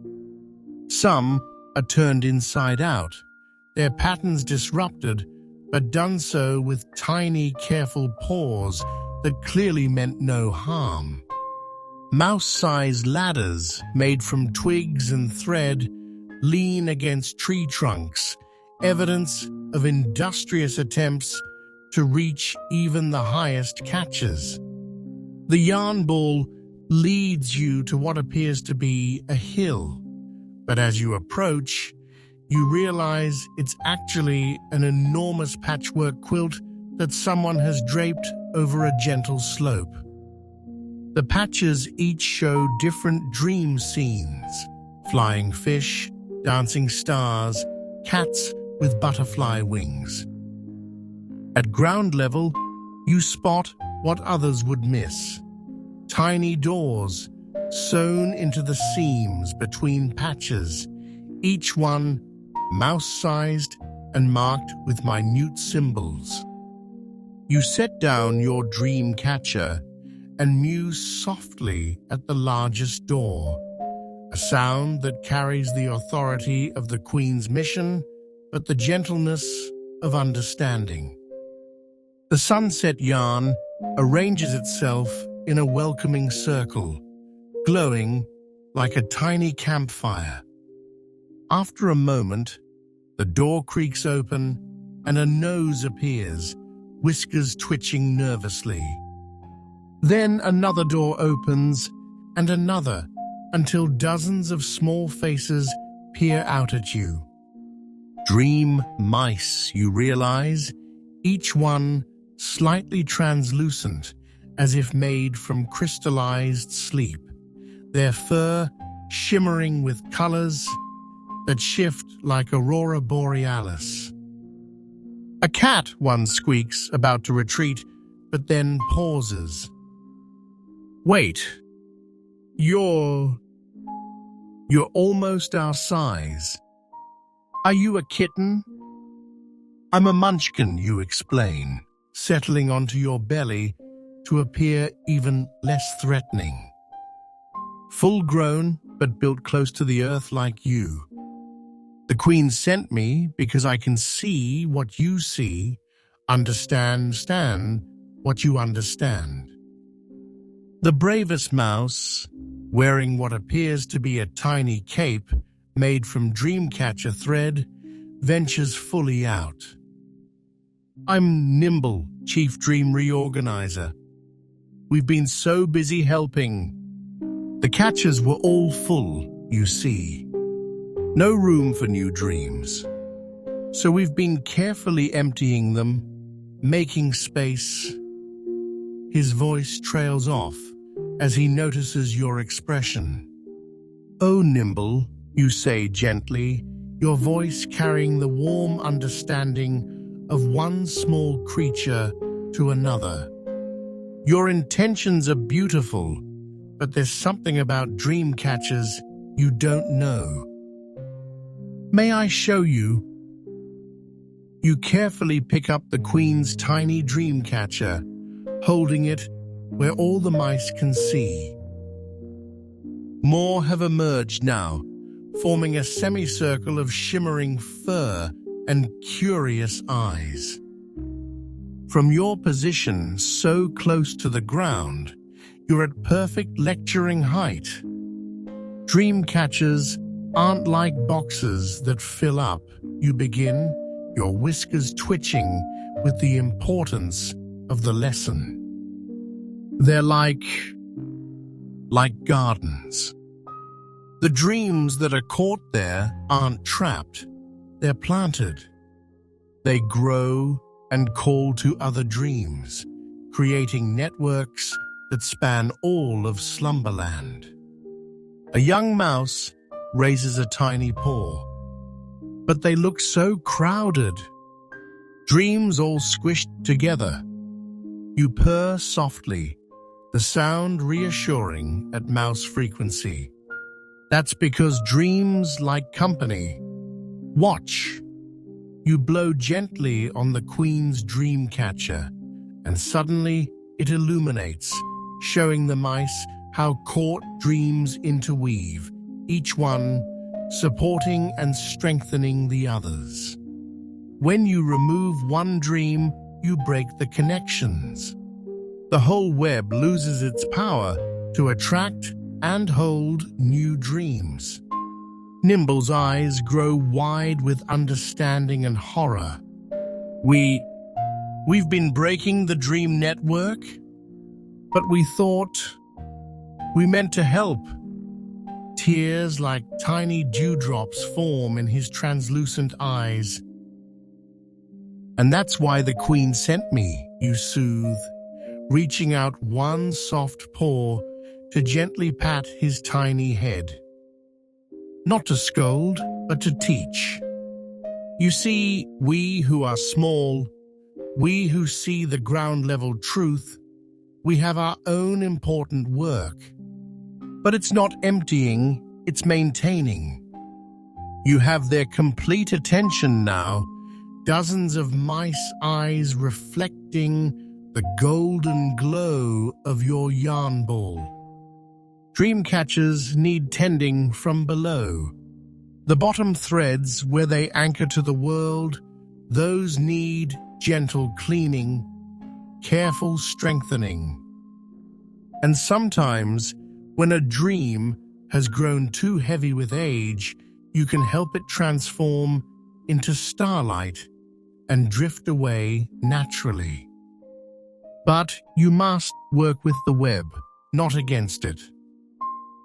An elderly mouse with whiskers like spun silver steps forward. "Show us," she says simply. "Show us the right way." You lead them to a nearby Dreamcatcher that hangs low enough for easy access. Together, you demonstrate how to read the web's health from underneath, how to spot threads that need reinforcement, how to gently encourage oversaturated dreams to release their essence back into the night sky. The mice are quick learners, their tiny paws perfect for the delicate work. They chitter excitedly as they discover they can actually communicate with the dreams through the foundation threads, hearing stories and sharing in the visions without disrupting the web's integrity. We could be dream gardeners instead of dream reorganizers, Nimble exclaims, his cape fluttering with excitement. Tending from below while the dreams grow above.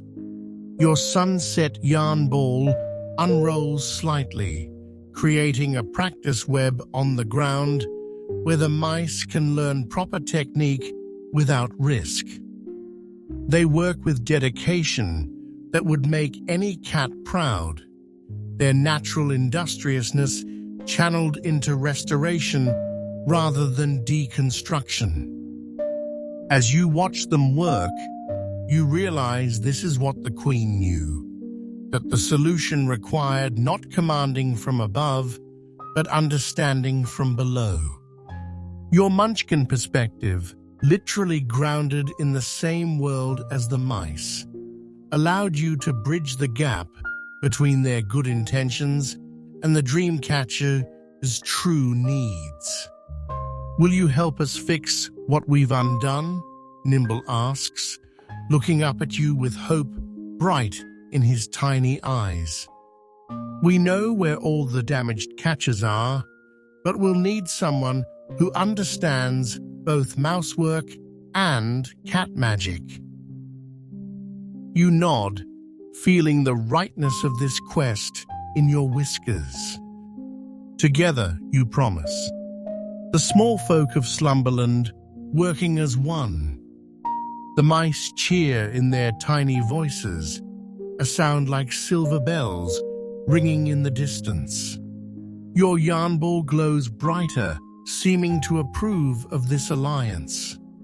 One by one, the mice organize themselves into teams, some gathering supplies of spider silk and Starlight, others creating maps of where they've been working, all moving with the purposeful energy of creatures given meaningful work. As the night deepens in Slumberland, though night and day blend strangely here, you lead your army of dream gardeners to the first damaged catcher. It hangs from a mushroom the size of a small table, its web sagging and grey, where dreams once danced in color. The mice form a living ladder, standing on each other's shoulders while you supervise from below. Your height perfect for overseeing their work. Gently now you instruct as Nimble reaches the anchor points.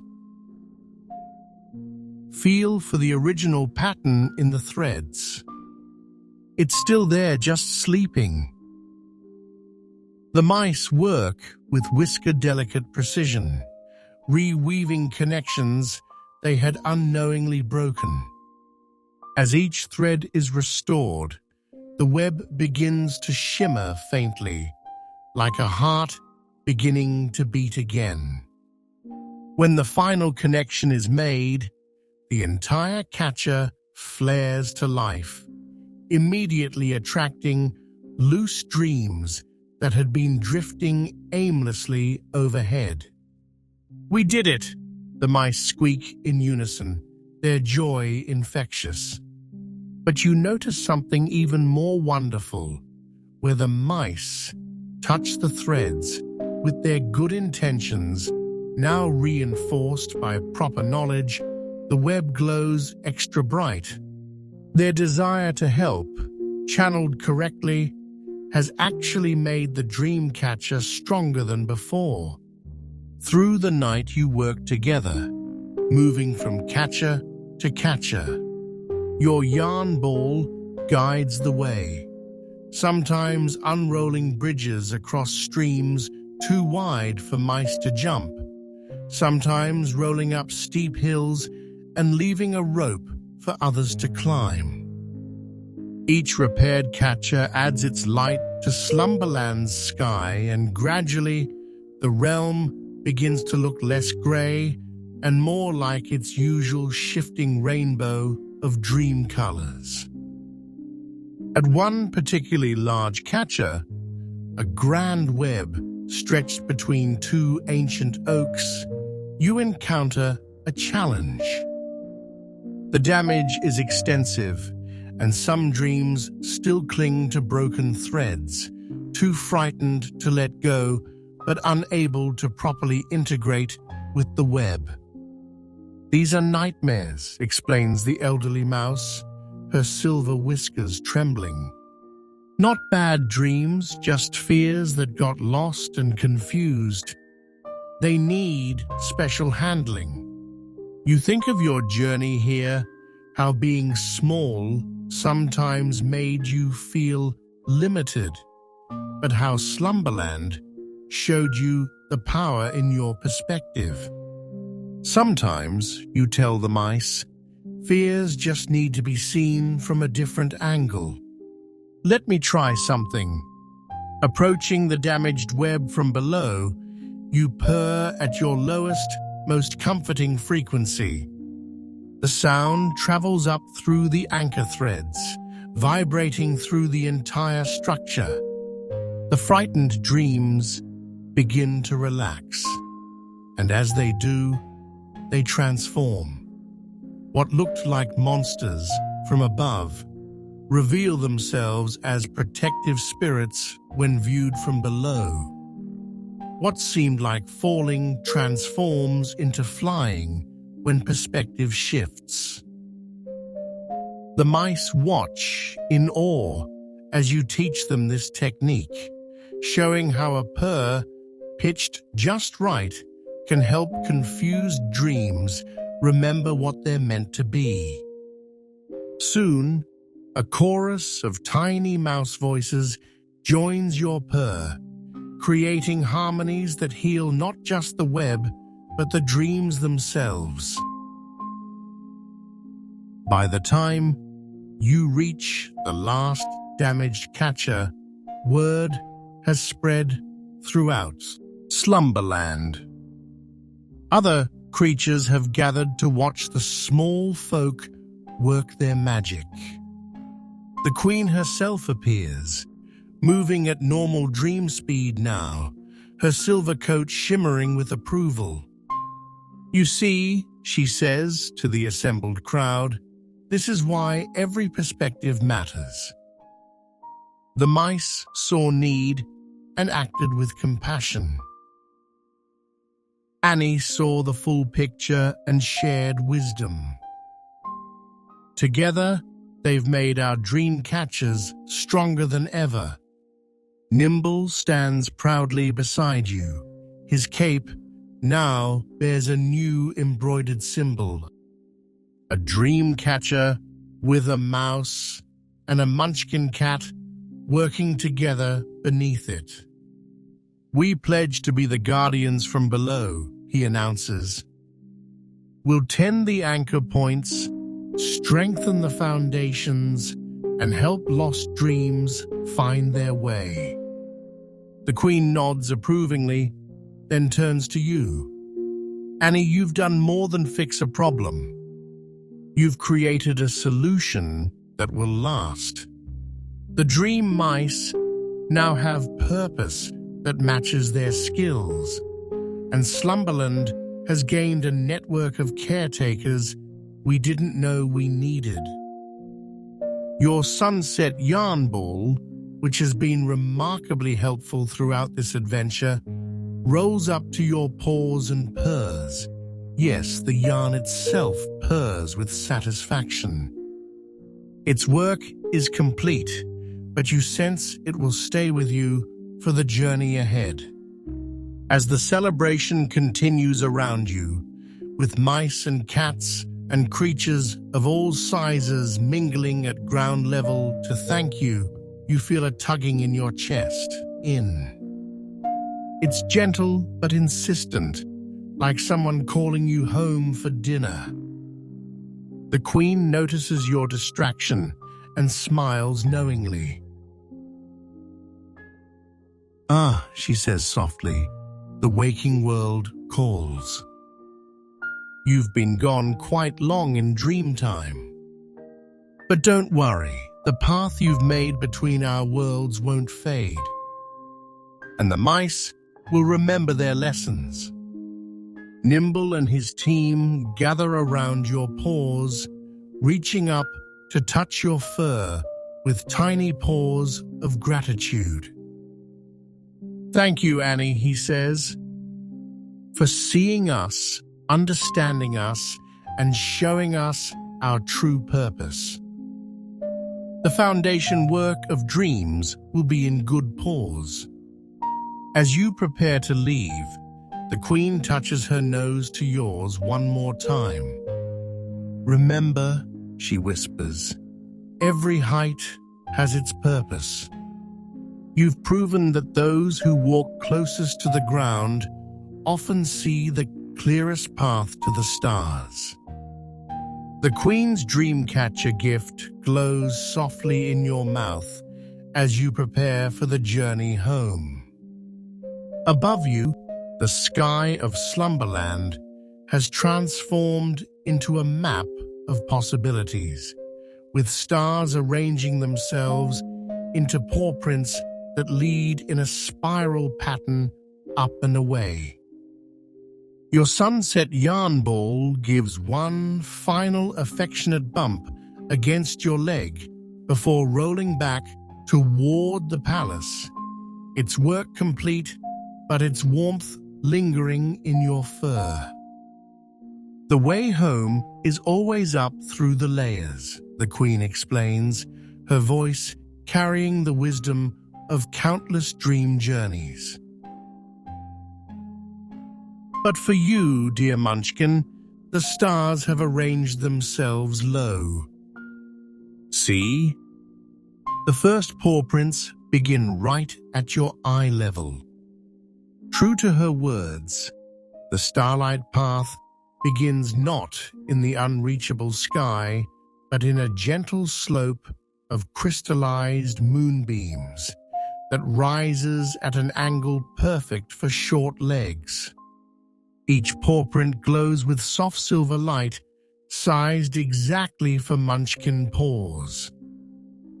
As you place your first step onto the celestial trail, you feel a tingling warmth, like stepping onto sun-warmed stone after a long nap. Behind you, the dream mice wave their tiny paws in farewell, their translucent forms shimmering with new purpose. The assembled creatures of Slumberland call out their goodbyes, but their voices already sound distant, as if you're hearing them through layers of gossamer. The journey home has begun, and like all returns from deep dreams, it cannot be rushed or resisted. The Starlight path curves upward, but never steeply. It winds like a gentle ribbon, accommodating your rolling gait, never forcing you to leap or strain. As you climb, you pass through what feels like veils of sleep, each one a different texture and temperature. The first veil is warm and pink, like the inside of a yawn. Passing through it, you notice the world below becoming softer, less defined, like a painting left in gentle rain. Your paws find their rhythm on the stellar trail, and you realize you're purring. The sound travels both forward and backward along the path, creating echoes that harmonize with themselves. In this ascending spiral, you can see glimpses of your adventure from new angles. There's the Lavender maze, looking like a purple thumbprint from above. There's the Palace of Naps, breathing slowly like a sleeping giant made of blankets. The second veil you encounter is blue-silver, the color of dawn thinking about beginning. As you pass through, your body feels lighter, though not in a frightening way. It's the lightness of a cat stretching after a particularly good nap, when every muscle remembers how to be both relaxed and ready. The Dreamcatcher in your mouth weighs nothing now, having become part of you, its lessons woven into your whiskers. You pause at a landing made of cloud stuff to look back once more. Slumberland spreads below like a quilt made of memories and possibilities. You can see the dream mice, tiny dots of light, already at work in their new roles as foundation gardeners. The sight fills you with a warmth that has nothing to do with temperature and everything to do with belonging. The path continues through a vale that tastes of morning mist and the promise of cream. Your Munchkin legs, which have carried you so faithfully through this adventure, begin to feel the particular heaviness that comes before waking. Not tiredness, but the weight of returning to a body that exists in only one dimension at a time. You know that soon you'll need to remember how physics works in the waking world, where yarn doesn't guide and time moves at only one speed. As you climb higher, the starlight paw prints begin to fade in and out, like a path seen through half-closed eyes. You're approaching the border between sleep and waking, that liminal space where dreams feel real and reality feels negotiable.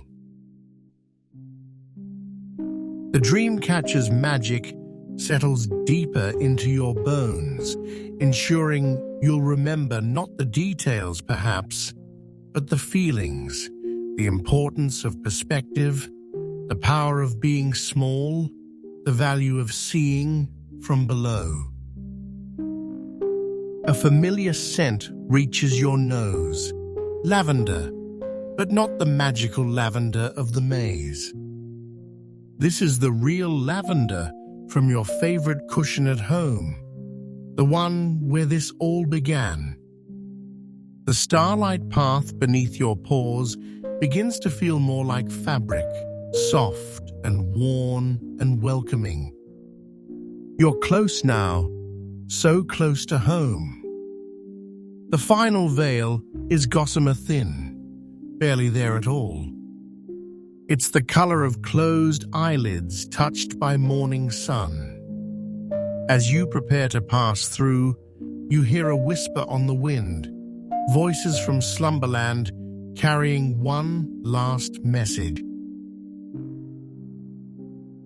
The Cheshire tabby's fading laugh, the drowsy goodbye of the tea party creatures, the Queen's purr of approval, and beneath it all, the tiny cheers of the dream mice, promising to tend the foundations while you're gone.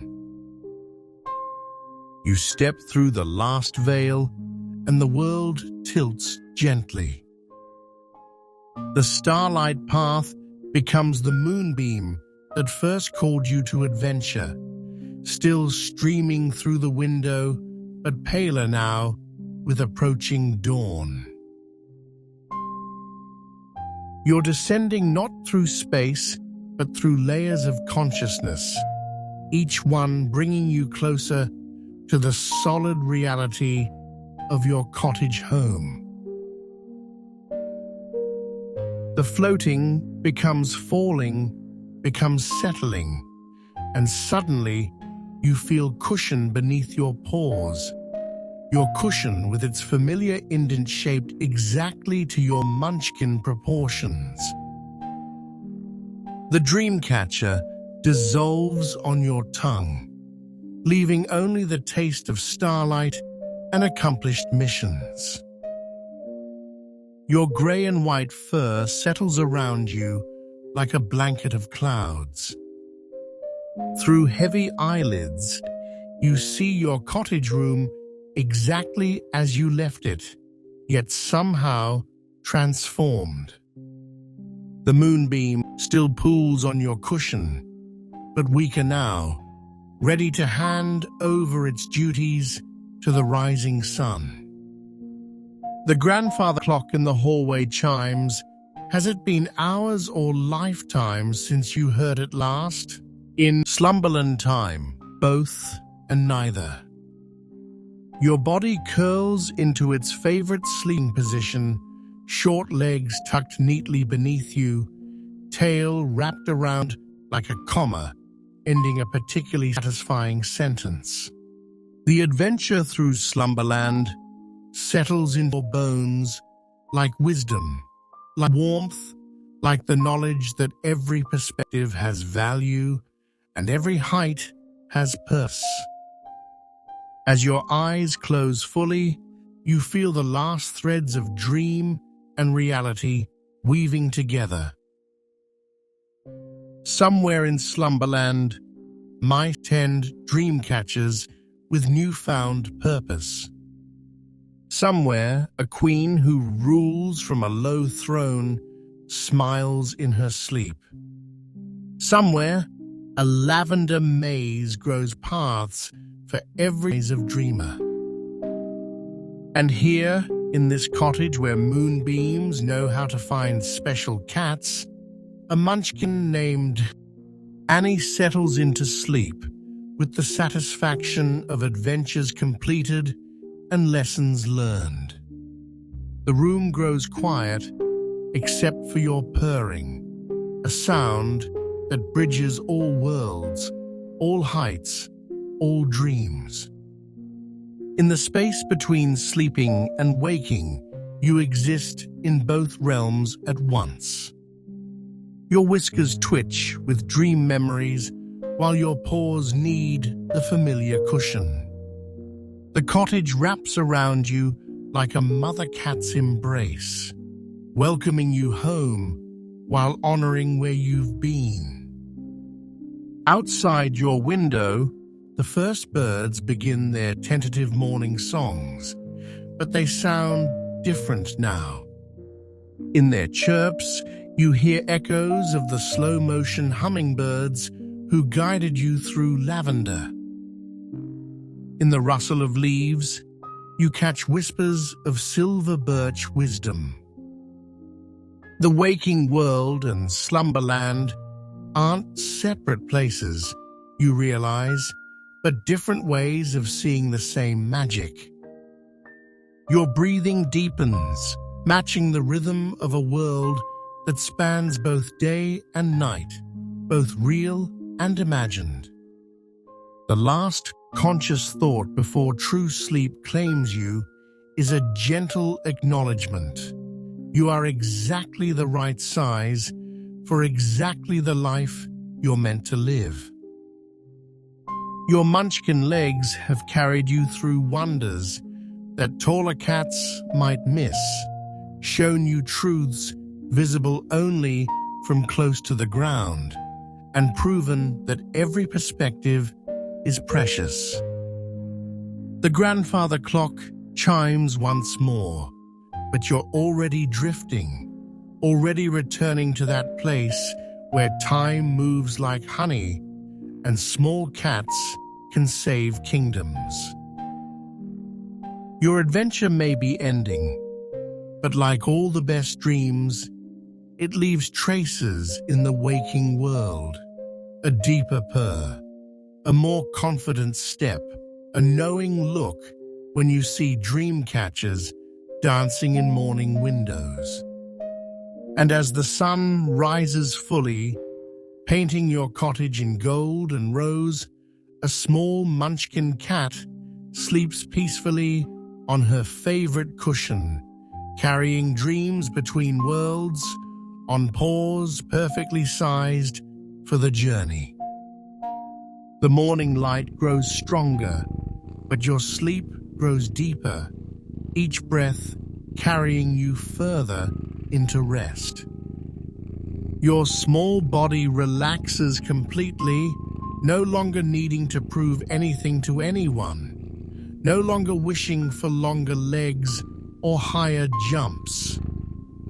You've learned what Slumberland came to teach, that being close to the earth means being close to its secrets, that small paws can leave the biggest impressions, that sometimes the most important work happens at the foundation. Your purr continues even in deep sleep, a bridge of contentment between all the worlds you visited. The Dreamcatcher's magic ensures peaceful dreams now, each one a gentle reminder of your adventure. Perhaps tonight, you'll dream of teaching other small cats about their special perspective. Perhaps you'll visit the dream mice and see their gardens flourishing. Or perhaps you'll simply rest, wrapped in the knowledge that you are perfectly, wonderfully, exactly as you should be. The cottage settles into morning quiet, dust motes dancing in the strengthening sun like tiny celebrations of your return. On your cushion, you curl tighter, a small grey and white circle of absolute contentment. Your whiskers occasionally twitch with dream memories, your paws making small kneading motions as if walking star paths in your sleep. And in this perfect moment of peace, where the extraordinary adventure of night meets the gentle promise of day, where a Munchkin cat rests with the satisfaction of quests completed and wisdom gained, where size has proven to be just another word for perspective, the story finds its natural end. Not because there are no more adventures to be had, but because this moment, this rest, this perfect peaceful sleep is its own destination. And so our tale comes to rest. Sweet dreams.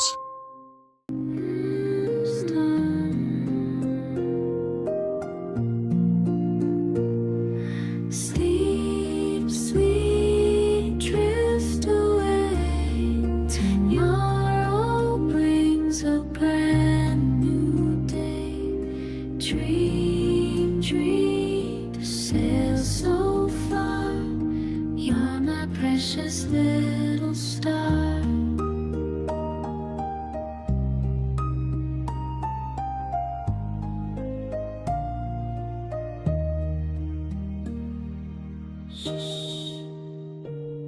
The world is still, dreams are waiting on the hill. Float on clouds of color.